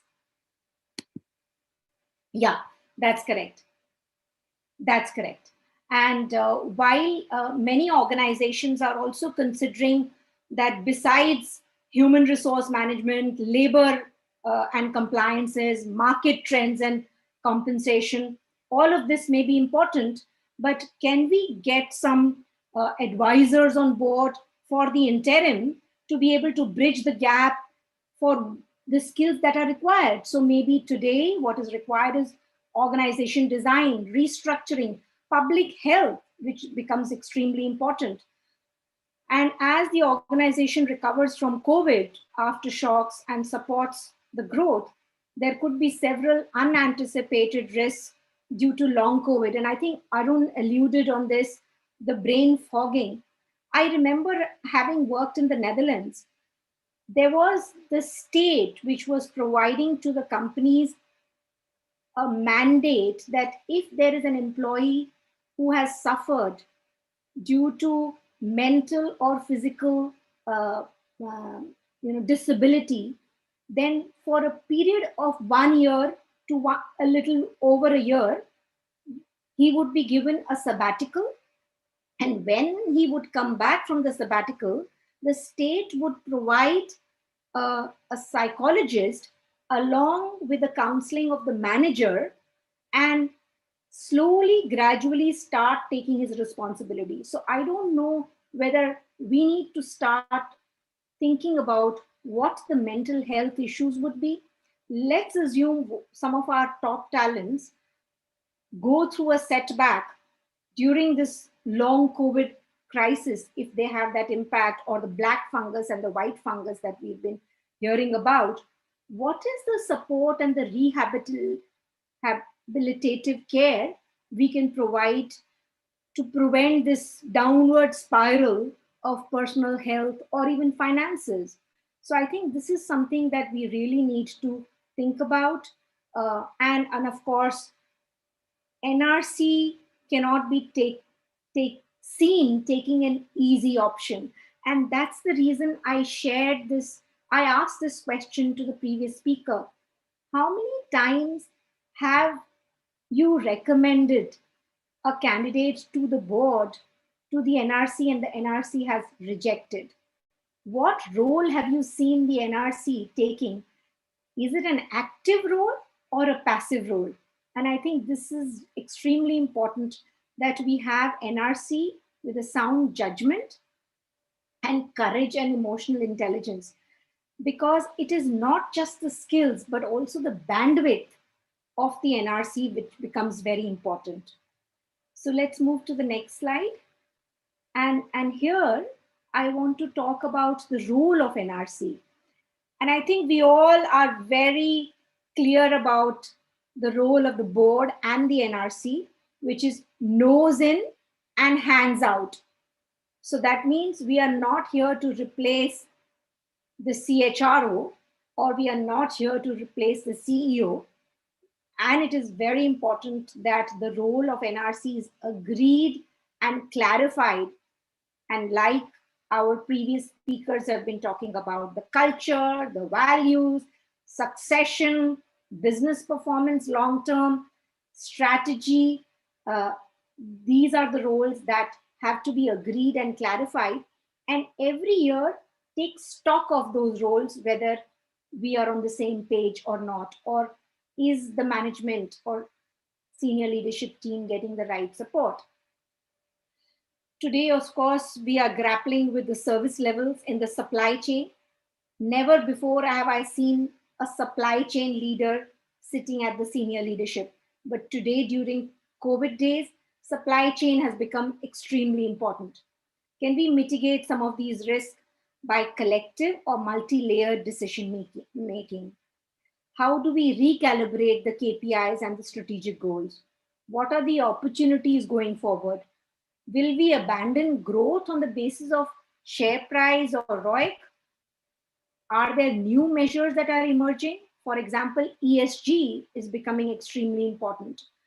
And is it getting the right deserved attention? And you know, we all know that businesses cannot thrive if employees, customers, communities aren't healthy. And if the society is fractured the way it is today, then the priorities that we look for are very different. So while REMCOM would approve, compensation, structure, and industry benchmarking, organization wage bill, and comparison vis-a-vis peers, executive plans, and stock options, today they are also faced with an added review whether the pay is fair, and if the business is down, then are we extending enough benefits? Are we also extending the medical and health coverage? And these are the issues that NRC can play a very significant role in guiding the senior leadership team. The next one is, of course, the ethics and compliance. And this is also becomes very important, that we've had several examples of sexual harassment, abuse, and we've been talking about the toxic culture and also retaliatory firings against those who speak out during scandals. And that's when the leadership has always been questioned. Studies show that firms with a stronger governance are less likely to have opportunistic managers. And that's what I guess is the culture. Not only does good governance align the interest of managers and shareholders, but also results in better financial performance. Today, the board is in particular concerned about how companies are handling the crisis. What is the impact on their reputation? Is the culture toxic? Are we providing flexibility and agility? What is the new normal going to be? What are the new skills and which are the new geographies that we are going to hire from? Because work from home is becoming very prevalent. And in some of the boards that I sit on, we are already discussing that we want to reduce the office space. We want to open the offices in tier 2, tier 3 cities. We want to encourage work from home more so that they don't need to travel to the big cities.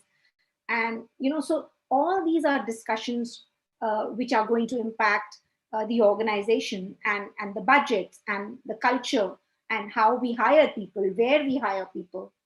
What kind of leaders does the organization need? How do we acquire diversity and inclusion, whether it is gender or generational diversity? What is the impact of COVID on our top talent? Does discussing talent once a year for 1 hour suffice with the NRC, or should we increase the periodicity, maybe have it twice a year or thrice if possible?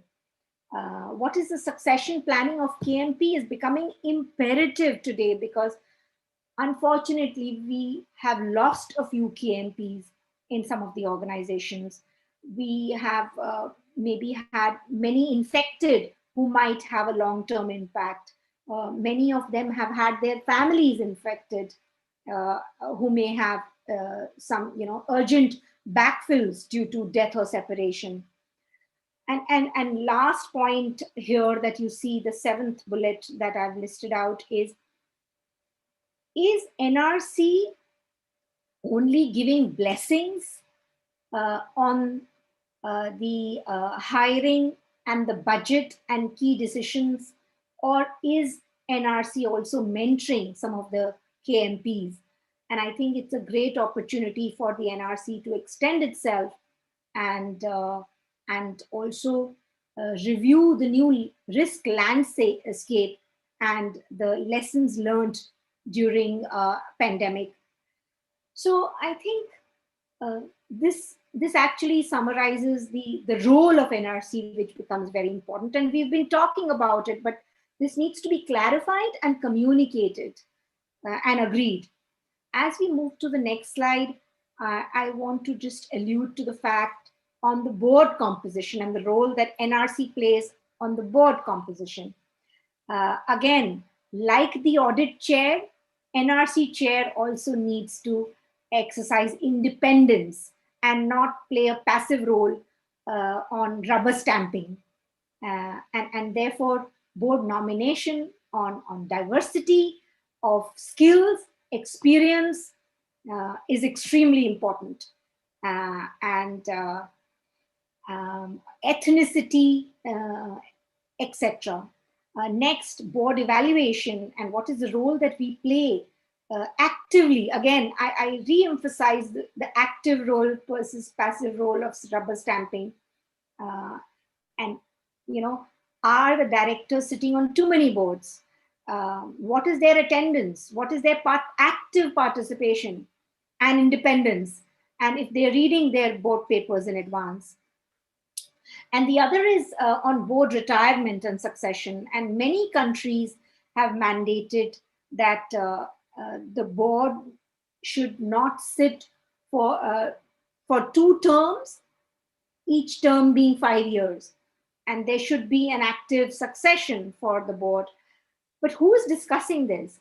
And are board members retiring at the age of 70? And are they preparing for the succession? What are the skills required for the organization in the future? I think these are all very, very important discussions and have a long-term impact on the performance of the organization. As we move to the next slide,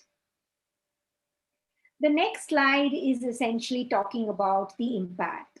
And we all are aware that while the Audit Committee has a shorter term horizon, which is it does have an impact immediately.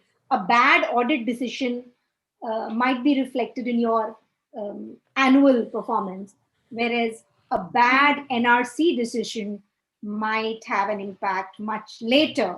So I think it's the time horizon which is extremely important.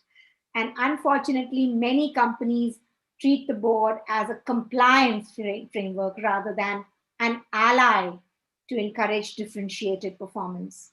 And an audit committee, of course, gained a lot of prominence through SEBI and the regulatory framework. So can the NRC also bring in an external ally? Is that something that would really help build the benchmarking and the credibility with maybe the Hewitt, Mercers, or CIIs or FICCIs or whoever could bring that external ally to the REMCOM? As we move next, and this alludes to the fact that the annual reports today started to report on ESG, and that's why companies are really very consciously reporting on their carbon footprint, net zero, waste management and landfills. All of that is now being reported very well. And the talent strategy, which has an impact on the culture and therefore gives the confidence to the investors on the robustness of the pipeline and how it impacts the business, is extremely important. And we should be very demanding as shareholders and board members as well. And that brings me to my next slide, which is essentially the last slide.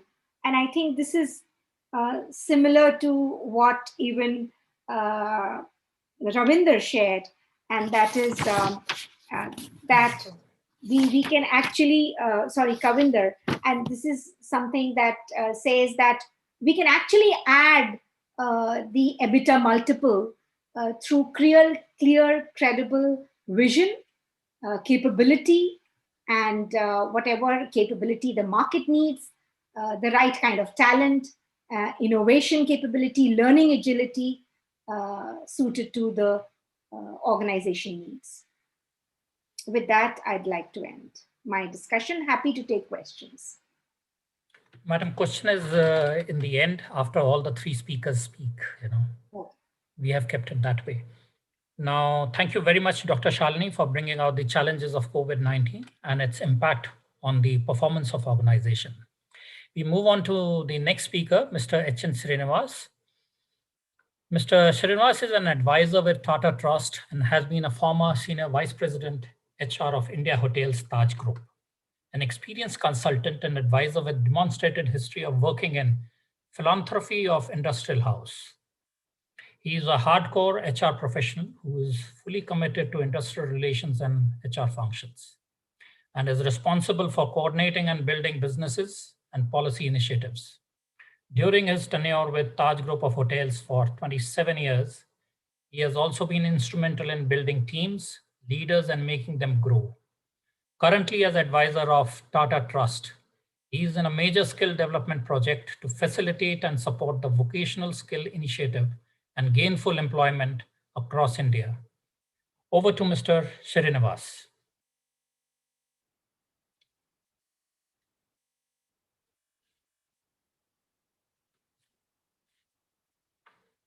Mr. Srinivas?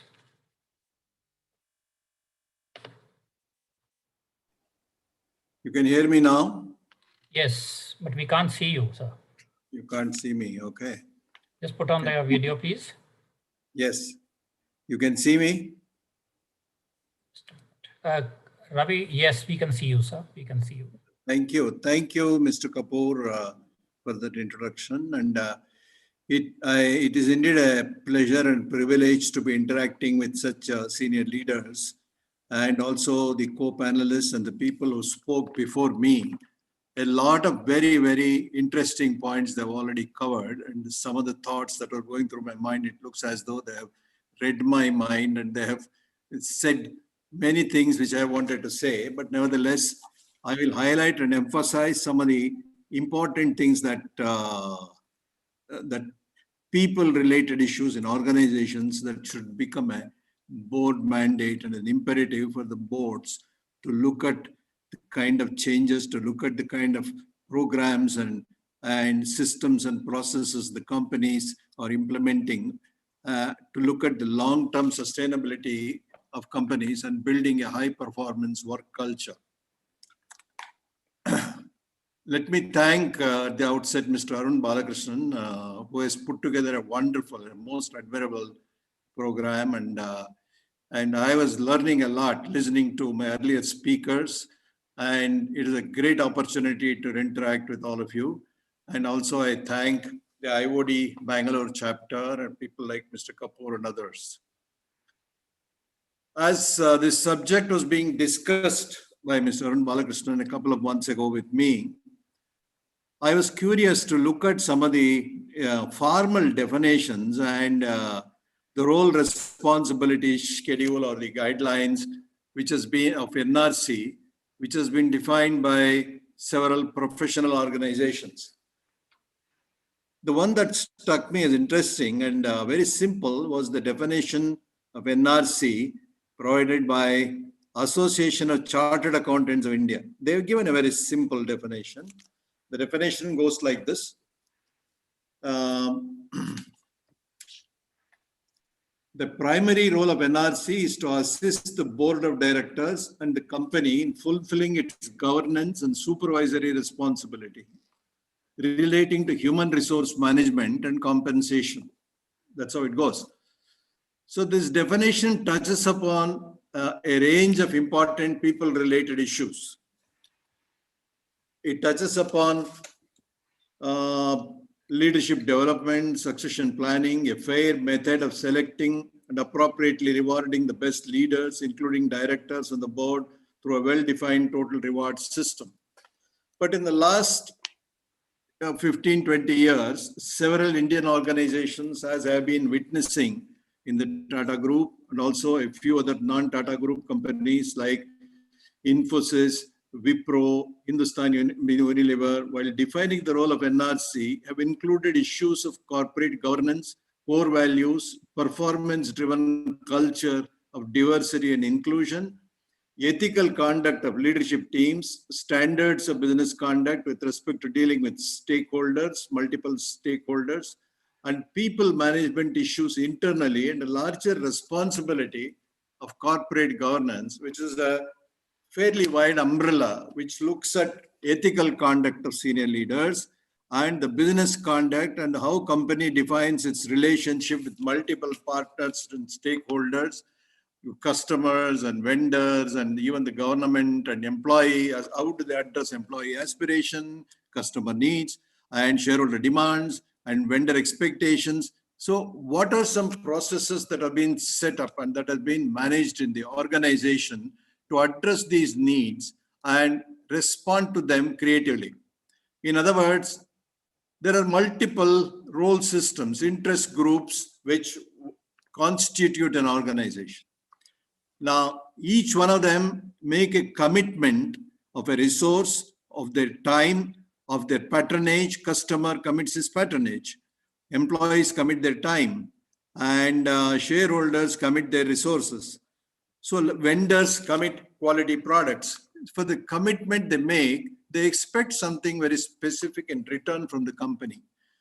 So in other words, there is a role of coordinating this, of integrating this, that is the expectations, needs and expectations. If each of these stakeholders should be woven into some kind of a tapestry of a company program, and the program has to be delivered effectively such that the relationships that the organization builds with each of these stakeholders are strong, are stable, and rewarding.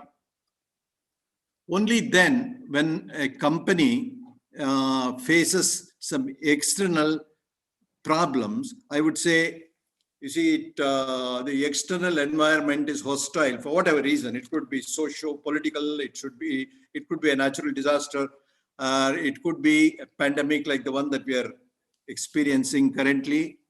So how does a company respond to a crisis situation like that? If the relationships that have been built by the organization has been strong with all the stakeholders, they provide support, they provide encouragement, they stand by the company in a manner that the company comes out of this crisis, copes with the challenge successfully, and remains there up where they always belong. This brings me to the example of what happened during 26/11 terror attack in Taj Hotels.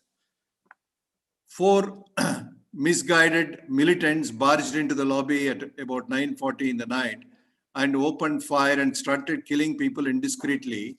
And we did not anticipate this. We didn't know what's going on. And mind you, within about half an hour, 40 minutes, the senior most leadership of the company arrived, and they were standing near the hotel. They were not allowed to get anywhere close to the hotel, though Mr. Ratan Tata and Mr. Krishna Kumar themselves wanted to push to get inside the hotel, but they were not permitted, fortunately, because the terrorists were inside. And the entire leadership team gathered there within 45 minutes to an hour. And the general manager of the hotel was outside. He managed to come back and get into the hotel and take charge of the ship that is in troubled waters.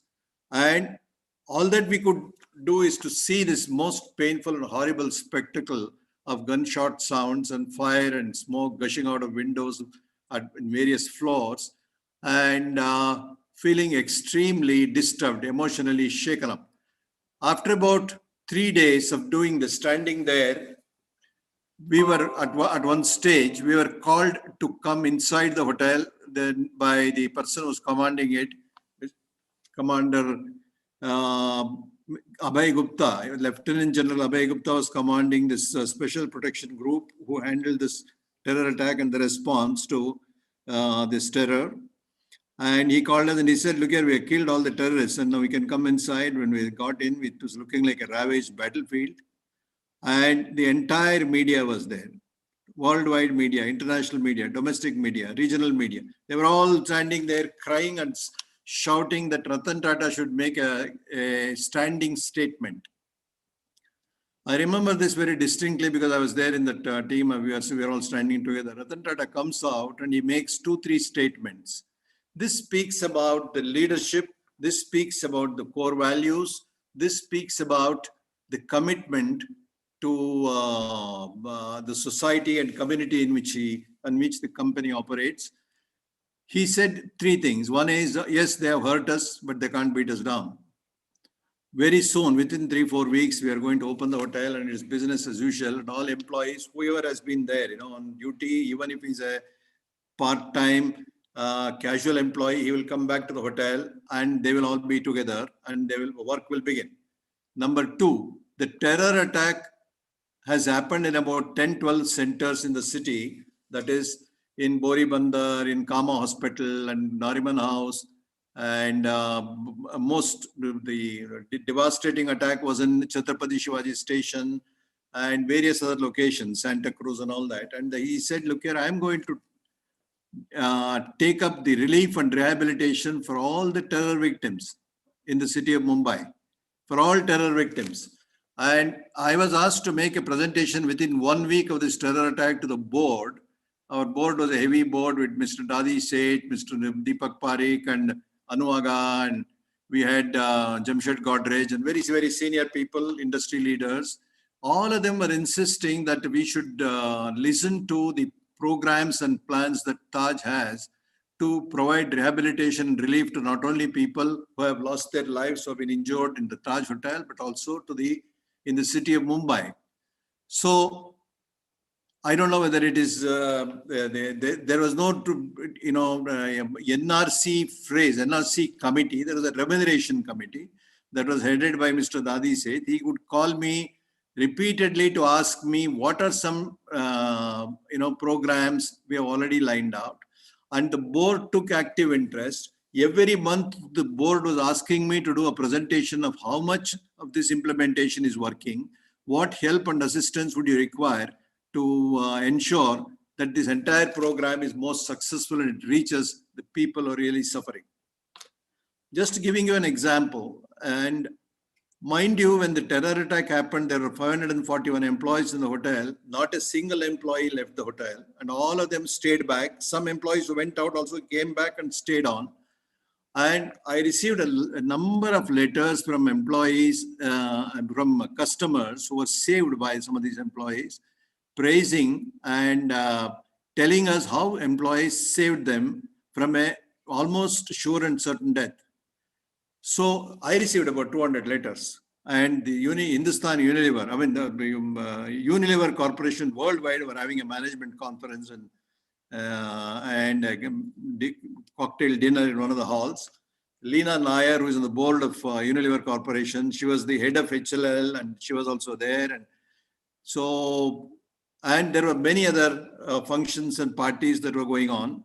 And employees, the way they have come forward, demonstrated extraordinary courage to save guests, putting their own life at risk. It became a story, a legendary story. So much so the Harvard Business School team came down to India and they wanted to understand, how do we build this commitment? What are the values that Taj employees practice? How do you inculcate these values among all employees? And what kind of recruitment you do? How do you reward them? How are they so customer-centric? I mean, somebody saying that I would like to give up my life and save the customer is something extraordinary. So this is an example of how if you address certain long-term issues of building culture, a performance-driven culture, institutionalize ethical values, human values in an organization, what kind of results you can expect when there is a crisis for the company. When I was looking at the role of NRC and the boards in addressing people-centric issues, I came across two very interesting research studies that was carried out, one by Professor Funabashi, who was the head of the Serum Institute those days in Japan, and the other one in Michael Clay. He was the head of IBM. He was the CEO of IBM UK. These two are independent studies, but they alluded to same theme of discovering the human purpose of business. Funabashi was looking at organizations which are over 100 years in Japan, and what is the common thread? What are the cultural foundations that you can see in these organizations such that they are so long lasting? You may be surprised to know that there are 12,000 and more companies in Japan who are more than 100-year-old. There are about 1,200 companies in Japan which are more than 200-year-old. There are about 50 companies in Japan which are more than 500-year-old. So how is it that these companies are long-lasting in spite of tumultuous changes in the external environment, changes in technology, changes in customer aspirations and requirements, employee expectations? How do they bring all this together? How do they constantly evolve, constantly change? What are the processes they have established? So when you look at that, the findings of that study by Funabashi is very interesting. He listed 3-4 things as what he noticed as common thread in all these 4 companies. He met up with the board of directors of all these companies, about 100 companies in Japan, and he said, what I see as a common thread in these companies, and the directors themselves explained to me, is as follows. Leadership-driven values, vision, standards of business conduct. Leadership demonstration of values and vision. This is what I was telling even Dr. Rohit Deshpande when he asked me, what are some HR policies that you have crafted and implemented in your company such that employees demonstrate such extraordinary commitment to their work and they're willing to give up their lives to save customers and to work and rise the bar of service to a world-class, world-beating level. What did you do? I said, look at this has been, I will not like to say that I implemented some HR policies and HR programs, and that is why this is happening. This is happening. What you see is happening. I know it's really amazing. This is happening because of a culture of performance, culture of selflessness, and culture of contribution that has been practiced by generation of leaders, starting with Jamshedji Tata, Jardi Tata, Ratan Tata. Some of these people, the way they have conducted themselves, the way they have cared for society and societal concerns, communities and environment, and the manner in which they have dealt with employees. Tata Steel has been some kind of a mecca. You know, it's a cradle of human resource management where most of the welfare-related legislations, which we talk today, whether it's Factories Act, there's ESI, Workmen's Compensation Act, and Bonus Act. Some of these things were already being practiced, and it was existing as systems in Tata Steel in 1920s and 1910. So a culture is built over several decades, and it is transferred, and the senior leaders on the board are expected to take the baton and continue to strengthen this culture as they go into the future and as they plan to secure the future. So may I interrupt, sir? May I interrupt, sir? The time is slightly over, sir. May I request you to kindly just speed up, please? Yeah.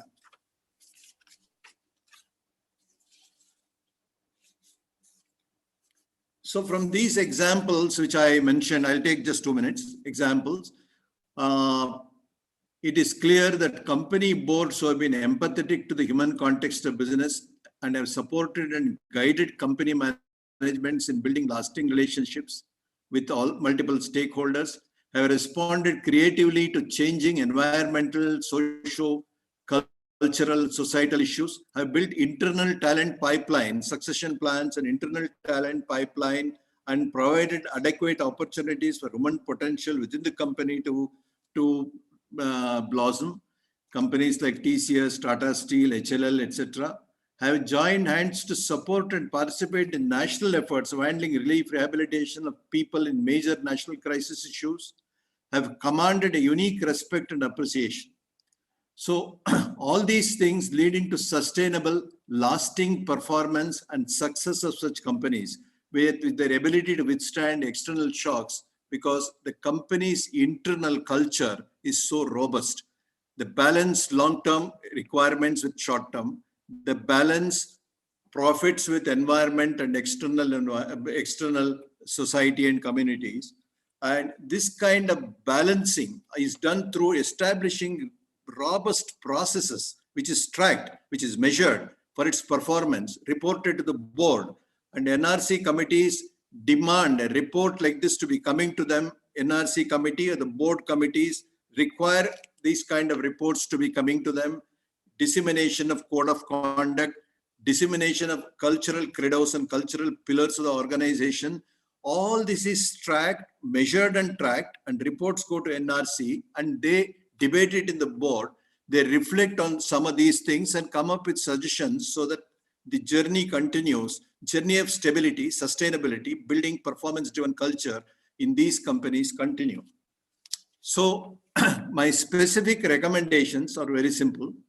Processes and measures to determine the senior leadership is genuinely driving clearly stated values and standards of business conduct. These are measurable. We have put multiple measures in Taj Hotels and also several Tata companies where senior leadership effectiveness is measured for the compliance with values and also the leadership they provide to cascade these values at all levels of the company and expect that kind of conduct at all levels. Number two, emphasis on establishing processes and measures to track non-financial performance outcomes. One leads to the other. Non-financial performance outcomes and measures.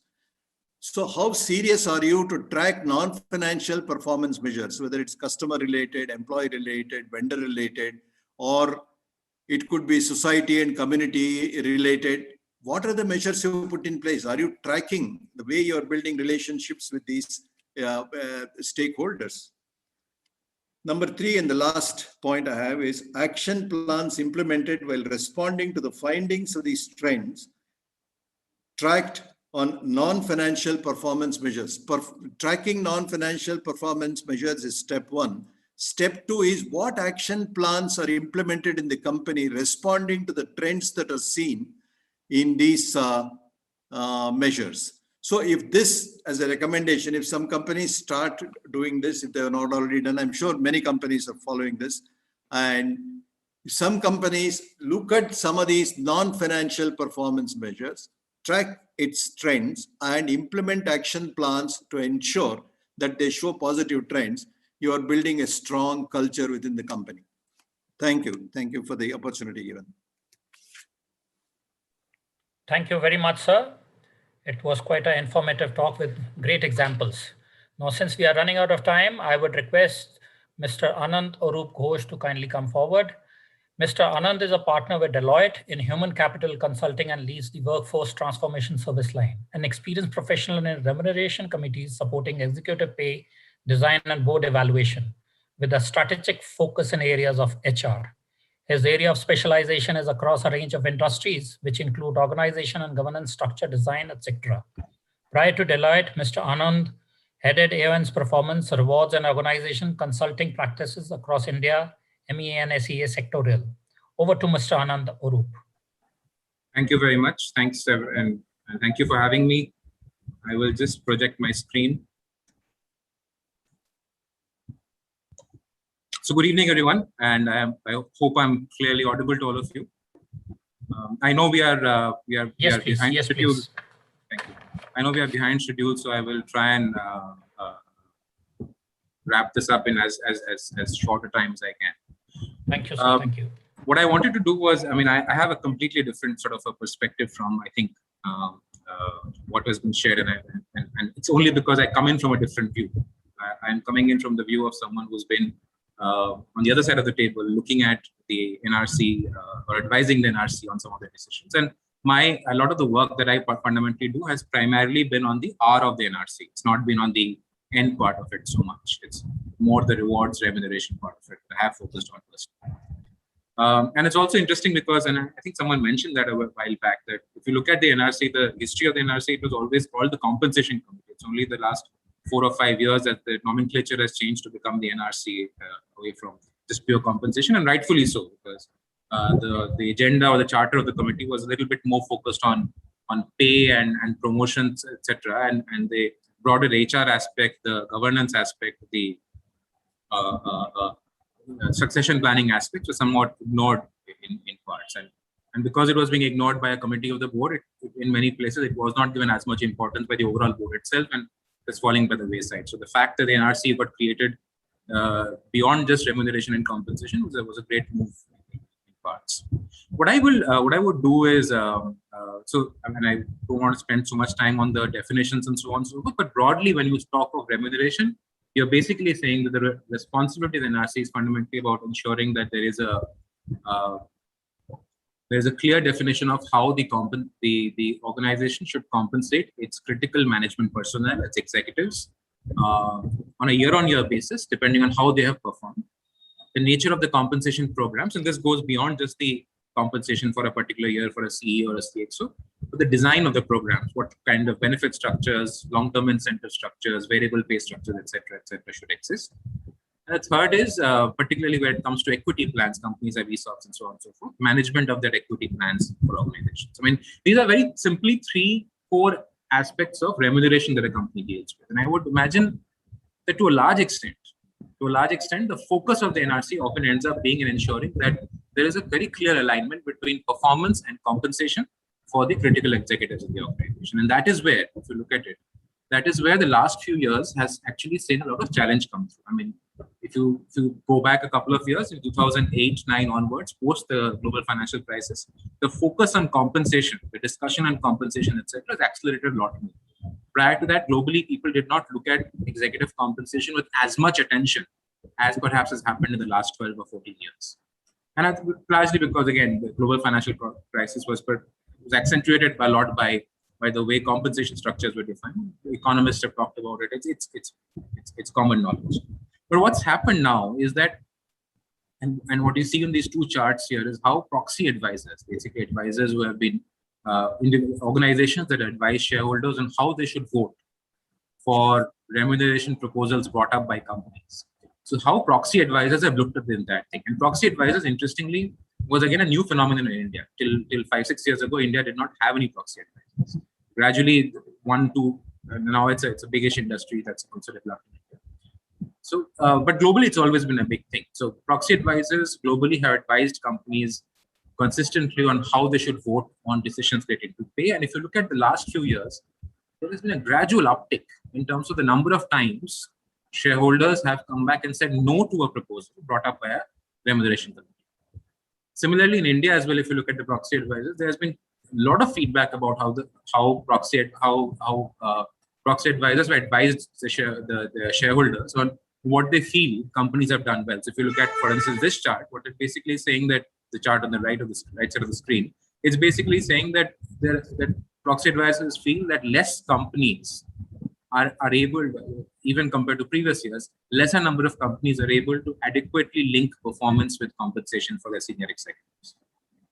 And while proxy advisors have been saying this about how compensation is determined, I think the other part is also media. And like I was saying, media has a massive role to play in the last few years in terms of driving the conversation around executive compensation. And pretty much every few weeks, you will find an article that talks about it. And it's fundamentally, if you look at it, it's very interesting news, right? Everybody likes to hear about someone whose pay is a little higher than theirs. And it's very human to find that to be interesting. And there is a lot of conversation that you'll find in media about executive compensation. The reason why I highlight these two, about proxy advisors and media, is that when you see a negative vote or a negative article that comes out about any company and their decision on how an executive is paid, etc., it is fundamentally a reflection on the judgment and the decision taken by the NRC. So in effect, when you're looking at all this happening in the last few years, for sure, the focus has gone up, and maybe all of this was happening earlier as well, but there was not much focus. But in the last few years, as the focus has gone up, it has become far more important for the NRC to be very clear and accurate in whatever decision they're taking. And here's where I wanted to highlight a couple of points. And I'm sorry, I'm rushing this through a little bit, but I'm cognizant that it's a Friday evening, so I should give sufficient time for the rest of the evening as well. NRC's, in a sense, the remuneration part of the NRC is fundamentally premised on the fact that it will be subject to multiple conflicting pressures. At one end is management. Management has a very clear expectation of higher rewards with ideally lower risk. I don't know why this is happening on the screen for me, but I hope. Anyway, so some stuff is happening on the screen right now, but I know that. So it's a so management's perspective is to get higher returns with lower risk.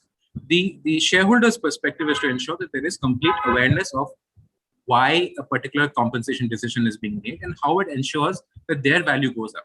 But here again, the challenge is that there is no one shareholder. A shareholder, there could be a Warren Buffett kind of a shareholder who will want to hold shares for 50 years, and there could be another shareholder who wants to sell tomorrow. Shareholders come with very different perspectives. Like typically, retail shareholders don't have much of a point of view on compensation. It's institutional shareholders who have a perspective. And institutional shareholders come with very different perspectives of their own. I mean, foreign institutional investors come in very, very different cultural nuances that Indian companies might not often think of as well. So you have a very, very diverse, but a very important constituency to adhere to, the shareholder constituency. At the other end is the regulator constituency. So the regulators in India have over the last few years also become a lot more active. So if you think about the Indian regulators, there have been changes there have been different changes to the SEBI rules around on ESOPs. There have been changes to how that RBI has brought in terms of banking executive pay. Recently, the most recent one was the rule on asset management. SEBI brought in a rule on pay for CEOs and CXOs of mutual funds and how that needs to be modified. And there is every 6, 8, 9 months there is some industry or some regulatory body brings up some kind of a change in the overall structure. And then you have the other stakeholders, and the other stakeholders is the larger group. You have the employees, you have society, you have interest groups, etc., which all have their own needs as well. I mean, depending on where they're coming from, they will have their own set of dimensions that comes through. The role of the NRC becomes important because you have these very different pulls and pushes across all these different constituencies. Everybody has a very defined need. Many of it is not expressed very often. I mean, I guess management is the only one that expresses their need most clearly. The other groups express their needs in different ways. Regulators also come in with very clear expectations, but very different kinds of pulls and pushes on the overall structure. So therefore, from our perspective, when I look at what I would recommend, and I'm coming to this one quickly, is that I think there are 4 things that I would talk about. One is that, and like I was saying, executive compensation practices have evolved tremendously over the last 5 to 7 years. And I think Shalini talked about the fact that you need to have some degree of external awareness and constant, like the Audit Committee has advisors, the Remuneration Committee should have advisors, etc. And I think the fact is that as things are changing for the Remuneration Committee, it's important for the committee to also constantly be abreast with whatever is happening in the industry. Now, here's an interesting thing in India. If you look at the typical board structure, right, and I'm happy to be challenged on this, if you look at typical board structure, the largest constituency of the board are people who come from either the legal background or the chartered accounting or financial background. And sometimes you have bureaucrats, retired bureaucrats. You don't very often find people who have a grounding or understanding of people-related issues coming into boards. You will find NRCs of large organizations in India, prominent large organizations, which does not have anybody who has a representation of this kind of a capability set. But here is the important part, and I think Kabinda put it in one of his slides. His deck started off by saying that the biggest decision that you can make is who you hire for your management team. So when the NRC is in a position where that is their biggest thing, and you have the whole board constituted of people who have no experience, I mean, they have experience of people management for sure, but who haven't gone through the whole routine of looking at it as a science, looking at it as their own practice. I mean, they haven't practiced HR. You end of the day have it's judgment based, and it's fine to be judgment based, but then it's also equally important to be abreast of what's happening. We often find, and like I said, in my job, I look at from the other side of the table. I often present to NRCs, and I find that to be a big challenge where there's not always a great amount of awareness of what it means to be doing something. And that results in wrong decisions and longer decision cycles. The other is that pay fundamentally is an extremely emotive topic. Like if you look at the last 6 months or last year with COVID, there has been enormous amount of discussion as to why should a person get paid so much, because there has been job losses, because there has been some other issues in the organization. And it's absolutely fair to have that discussion. But it's also important to ground it in business logic. I mean, when I see it, when you see it, or anybody sees it from an outsider's perspective, you're seeing it at a point in time. You're seeing an executive getting paid $1 million while 5 stores got closed or 2 factories got closed, etc. But you're not seeing the longer curve. You're not able to see what the executive has been charged to do over a 5-year period and how he has progressed on that curve. So it is emotive at a point in time, but it's also important for the NRC to realize that while it could be emotive, they have to stay the course. And I've often seen that decisions get taken or swayed because of the fact that how will the world see it? Will the world see it very negatively? And I'm picking up a point that I saw in Mr. Dube's presentation, where he basically said, you have to look at your next step, but also keep an eye on the horizon. And I think that's very important because of this, because today in a world that we are in, every NRC decision will be heavily scrutinized. But it's important to keep an eye on the horizon of what exactly or why a particular decision was taken in the longer scheme of things. And the third is, I think there's a strong conflict. The basic theory of what compensation tries to do is reduce the agency theory, which is that the management will want to behave in a particular way. It has to be aligned to how the owners want the management to behave. So the minimization of the agency conflict is what a lot of compensation principles are attempting to do. And the NRC is at the core of it. The fundamental job of the NRC is to ensure that there is minimal moral hazard, potential for moral hazard, that management needs are adhered to, but moral hazard or agency conflict is constantly kept in mind. And it's not an easy one to do because management has more information, management has more data to be able to bring it up. So it's the NRC's job to ensure that they have, and again, I'm going back to Shalini's point that she made about ensuring that there's sufficient amount of information that the NRC has independently to be able to take a decision. And my last point is that organizations, unfortunately, have a tendency to not communicate on issues just pay. The regulators have pushed it down. There has far greater regulation around the fact that you need to disclose XYZ figures and so on and so forth. So while disclosure requirements have gone up, the fundamental nature of organizations is to not disclose, is to not communicate. Like if you think about it, historically, we've always said, why should I tell someone's salary? Why should someone's salary be out in the annual report? That's the mindset that we come with.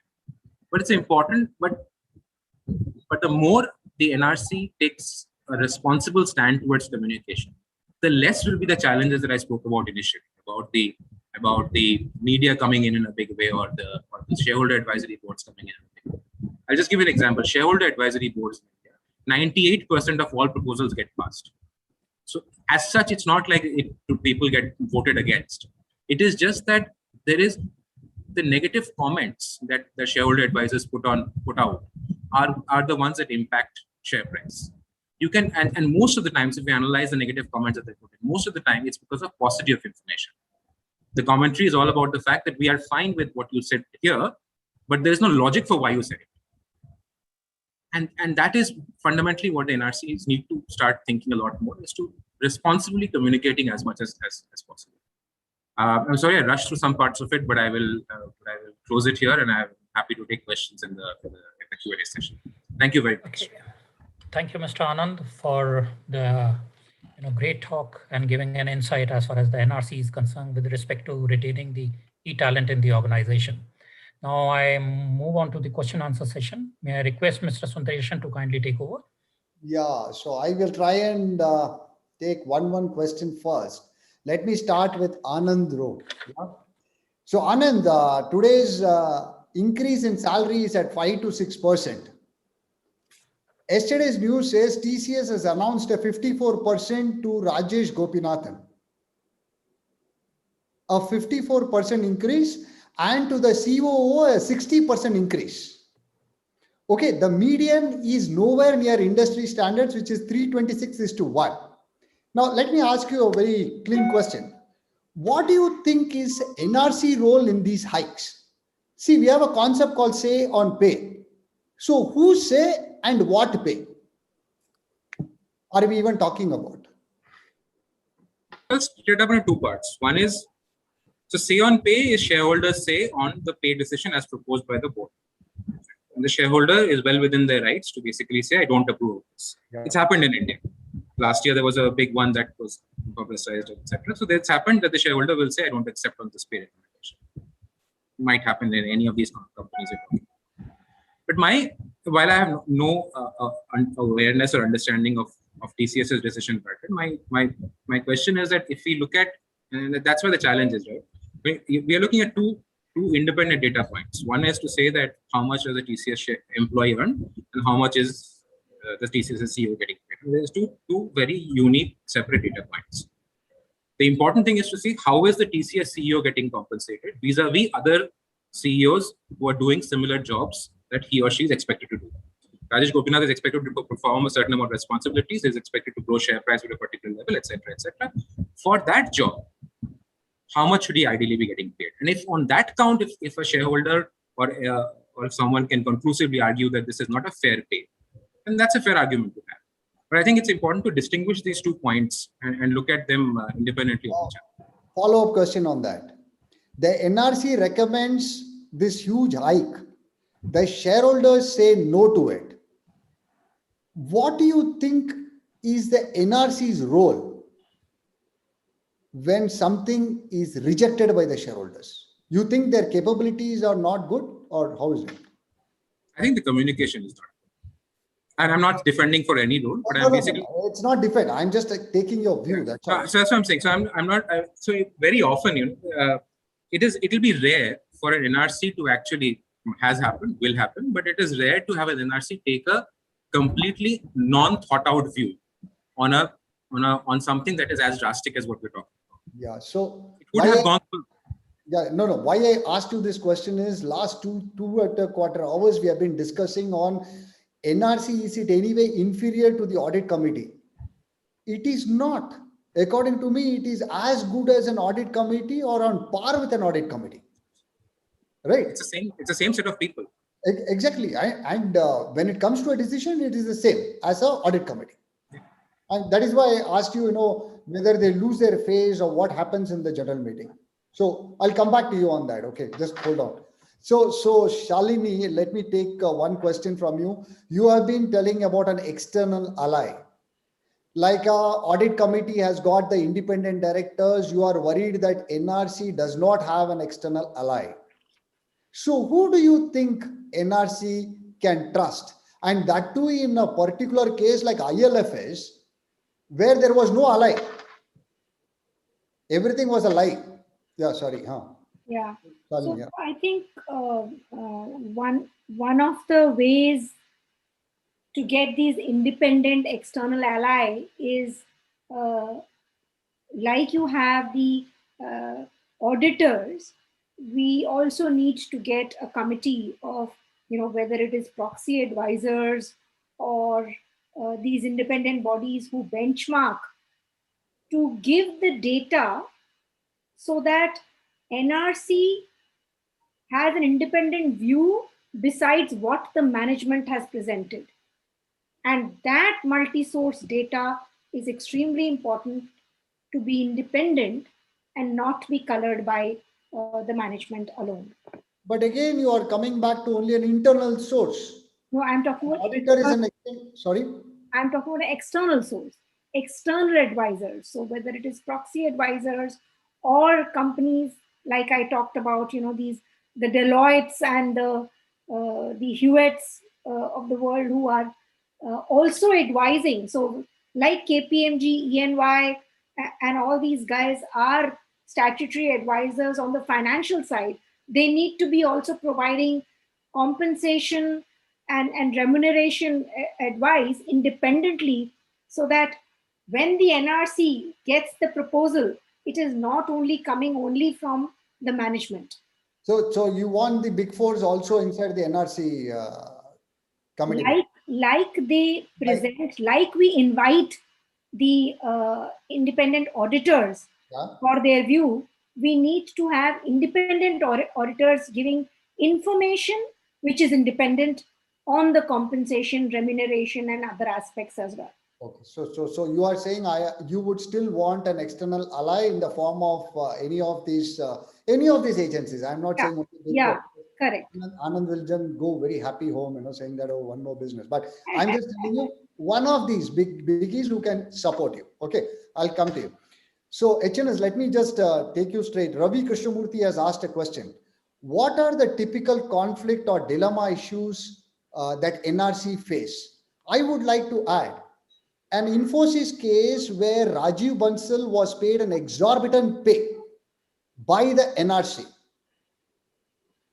Is the NRC in a dilemma whether to retain the CFO or give him the pay and then get into whatever the public ire was, which is the Infosys case? So, yeah, thank you for the question, and it's a very interesting question. I wouldn't like to comment on what Infosys board of directors did and a view expressed on that, but in principle, I'll answer the question that NRC has an advisory role. NRC can go into gather certain facts and details and analyze the facts and then come to a conclusion and make a suggestion and facilitate a decision-making process for the board. And that is the role of NRC. And as long as they have done that role, whether it goes in favor or against is not so, it should not be seen as extremely relevant. If it goes in favor, very good. If the board decides collectively that the decision is to go against, maybe there are reasons for the larger board to discuss and decide. As long as it is a speaking decision and a speaking order, it's fine. For instance, a situation arose in Tata Finance about 15 years ago when there was a big bungling that happened in Tata Finance, and investors were put at risk, and there was some bit of fraud that the CEO committed. I'm sure all of you must have heard it. We took it because it was in public domain. Everybody knows about it. And Ratan Tata did the best thing. He conducted a press conference, explained very transparently, this is what has happened. This is where we have made mistakes. And I apologize to all of you. He addressed the shareholders. He addressed the communities. He did a press conference. Everybody needs to know. Let it come in the papers. I don't care. But these are the facts. And he obviously he sacked the entire senior leadership team, all the 10, but he admitted some of the mistakes that had been committed in Tata Finance, and he took responsibility for it. See, sometimes some decisions get taken at the board level, and it may go wrong also.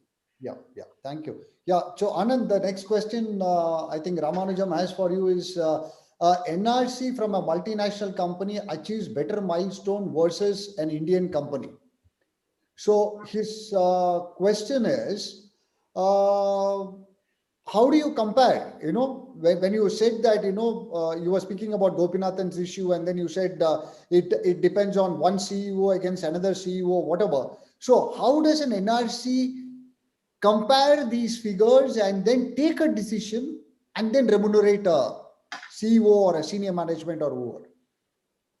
That is the point that I think Shalini and I were both talking about. That's the role of the external advisor, to basically to independently inform the NRC of what is the right kind of a compensation structure, what are the right kind of metrics or performance measures against which that compensation structure should pay out. I don't think there is an MNC Indian company difference here. NRCs are company specific and not ownership type driven per se. But I think that's the role, right? To be able to find independent feedback. So your solution is engage an outsider. When in doubt, engage an outsider. Yes, because you have two choices, right? Either you take your own decision or you ask management. When it is about the management, it is best that you take an informed decision from someone else. Perfect. I think I go with you. Yeah. So to HNS, Sanjeev has asked, can the NRC committee directly interact with the organization, or it should be done only through the board? Well, I think better done through the board. I mean, they can invite presentations. Like I was invited to present on this entire rehabilitation efforts when the terror attack happened. I remember way back about 15 years ago when Kannan Devan Plantations of Tata Tea was being spun off into an independent cooperative, workers' cooperative company. I could convince all the labor leaders, and because we were considering some kind of a VRS in Kerala, hotbed of the communist unions and all that. And we came up with a program. When I made a presentation to the board, I found it difficult to convince Mr. Ratan Tata on some of the decisions we were taking about employees. And I had to go back again and again to convince him. And the board was actively involved. The board took such a keen interest in what's going to happen to the employees. These people have believed us for 3 generations. They've been with us. What this company is going to do to their lives, their families. So multiple questions were asked. I could answer most of those questions. Sometimes I had to go back, prepare, come back and do something new and come back and tell him, see, okay, based on your questions is what we have decided to do. So always it is better that NRC committees go through the board and take the permission of the board to intervene. They're most welcome to intervene. They can ask for instance, value dissemination in Tata Steel. He set up, J.J. Irani set up an internal communications department headed by Sanjay Singh. And it had some 35-40 people because they had 78,000 employees in 25 different locations. Tata Steel took up a vision saying that we want to become the lowest cost producer of quality steel in the world. Everybody used to laugh at them. In the world, have you heard of Nippon Steel? Have you heard of Uguvans? Have you heard of Korean Steel? What do you mean in the world you will become the lowest cost producer of quality steel? But they actually achieved it. And because of exhaustive, comprehensive internal communication that they entered upon, that they launched, which was monitored by the board. A board director was asking for data on how we effectively have communicated in all area and West Bokaro. You go down in the mines, several thousand feet, call a miner and ask him what is the vision of Tata Steel. You would explain and tell him and tell you what is he doing differently based on the new vision announced by Tata Steel as compared to what he was doing earlier. See, this kind of complete dissemination, cultural dissemination was carried out by Tata Steel, which was by the board intervention. Board took charge of this. So the point that I'm taking is communication. And from Anand, I'm taking saying that when in doubt, engage external advisor, which is what is, of course, Shalini's recommendation. Yeah, Shalini, you have something to add? Yeah. On this point, I'd like to add one more thing. On the contrary, there are times that the NRC has to reach out to the employees and interact directly. And that's another matter. So I agree with what HNS has said. But for example, NRC, when it is taking the accountability and responsibility for succession, for selection of the right candidate for the CEO, then the exposure of NRC into the talents, into the organization is extremely critical, because only if you interact on a quarterly basis, you will not be able to do fair justice. So therefore, NRC must extend itself and get more exposure to the talents and the employees. Yeah, Rajiv is asking me to close. So I'll close by saying Tata to the Tata man by asking one last question. Okay. You have mentioned non-financial performance indicators. Yes. Can you please, financial parameters is what Anand was discussing. So non-financial performance indicators and NRC, where do you connect it?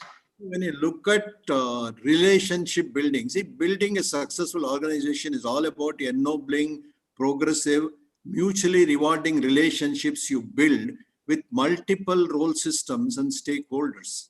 That is most essential. And how do you build relationships? How do you understand changing customer needs? How do you understand changing employee aspirations and their career ambitions? How do you understand shareholder demands? How do you understand vendor needs and expectations? So there are processes today that are available internationally, and also a lot of Indian companies are following this.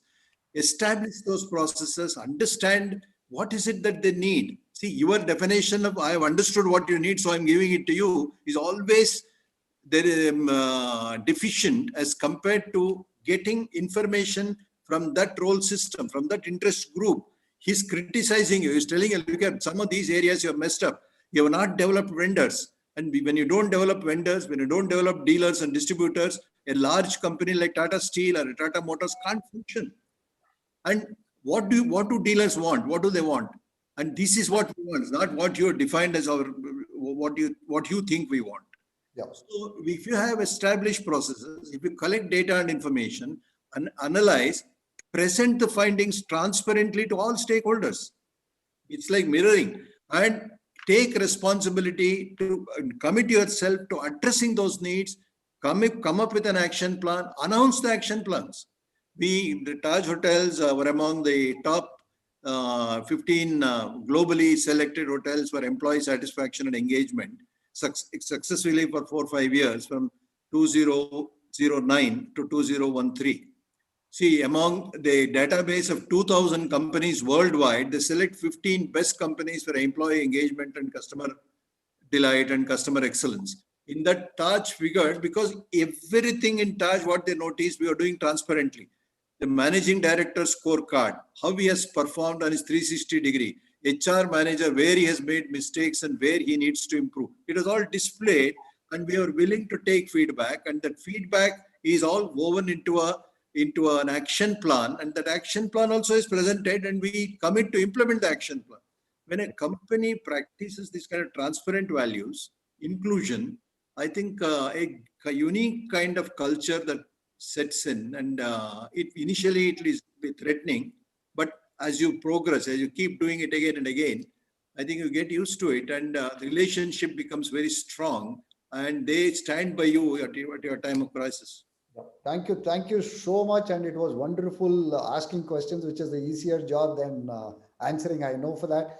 Brigadier Rajeev, all yours. And thank you, sir. Thank you very much for the time and deliberations which you made. Really grateful. We come to the last section of our program. Mr. R.G. Rajan shall deliver the closing remarks of the webinar. Mr. R.G. Rajan is a member of Governing Council of All India Directors of IOD. He is a former chairman of RCF and former chairman of SCOPE.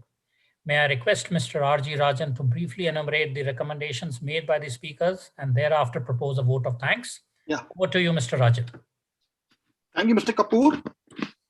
Ladies and gentlemen, we have had a very interesting discussion and informative webinar on NRC, the Game Changer Board Committee, which is responsible for shaping people, culture, and values.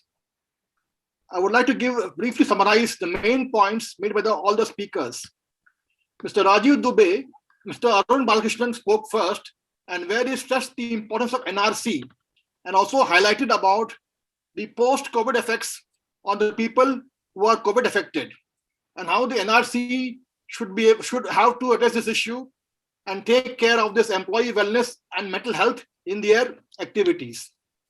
Mr. Dube, Rajeev Dube spoke on NRC focusing on unleashing the potential of people, systems, and organizations. He also said that the committee members should possess humility, good listening, and respect for others, ask the right questions, and avoid hasty conclusions. An important point he made was that the NRC should generate trust within the NRC and also outside, so that people trust the NRC and whatever decision they are taken in a fair manner. After that, we had Mr. Kabinda Singh who spoke, and he stressed on the people behavior, how we should select the people when you select on the NRC, how he selects the candidates for the right job. They should look for can-do and will-do people who are willing to go beyond the extra mile. Like Taj case, Mr. Srinivas mentioned about the Taj case where employees came back to work and came back to the hotel after the incident, having respect for people and creatively restless. They should be willing to do new things. and most importantly, working together as a team and own what you do. That was what the brief he was mentioned in his address. Ms. Shalini talked about assessing the organization and the people performance in a very effective manner. And remuneration, does the reward and recognition motivate the talents in the company? She also mentioned about corporate ethics and governance issues to be talked in the NRC, and about the culture of the organization. And very importantly, on the robust leadership and succession planning.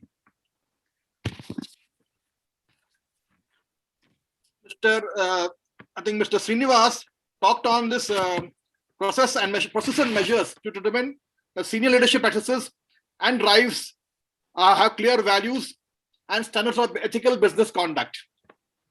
And they should, and emphasizing on the establishing the processes and measures to track non-financial performance parameters, which we also discussed briefly by JS and Mr. Srinivas recently.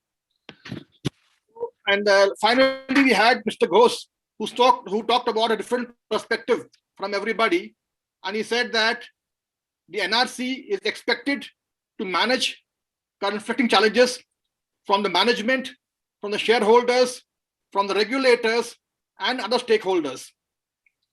And also evaluate and approve the design and adequacy of the compensation plans, policies, and programs.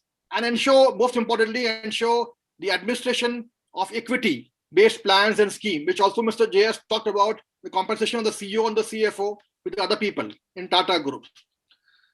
Then further we come to the, I want to thank the sponsors basically. We have 3 sponsors: Hindustan Petroleum Corporation Limited, our webinar sponsor; NFL, our principal sponsor; and HI Limited, our associate sponsor. HPCL is a Maharatna company under the Ministry of Petroleum and Natural Gas, and it is in the top 250 global companies. Its ranking is around 55 last year, and it has got around 25% stake in the oil sector among the public sector enterprises. And it has got 2 refineries in Mumbai and Vizag. It also has equity stakes in HPCL, Mittal Energy, and MRPL. National Fertilizer Limited is a mini Ratna company under Ministry of Chemicals and Fertilizers.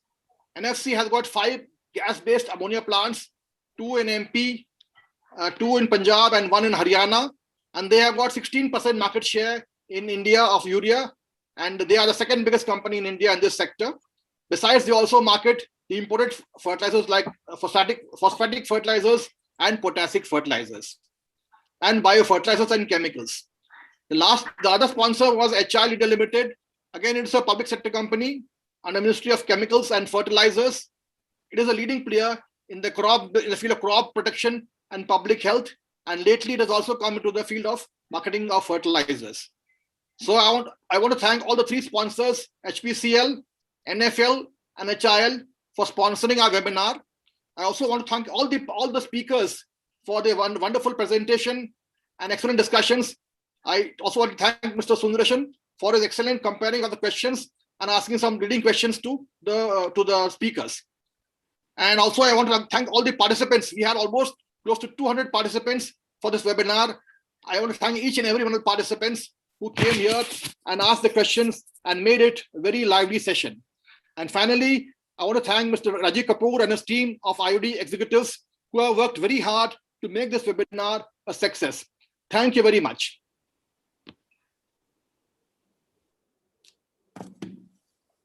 Ladies and gentlemen, we have come to the end of the webinar today. I hope you all did find this webinar highly enriching, productive, and beneficial.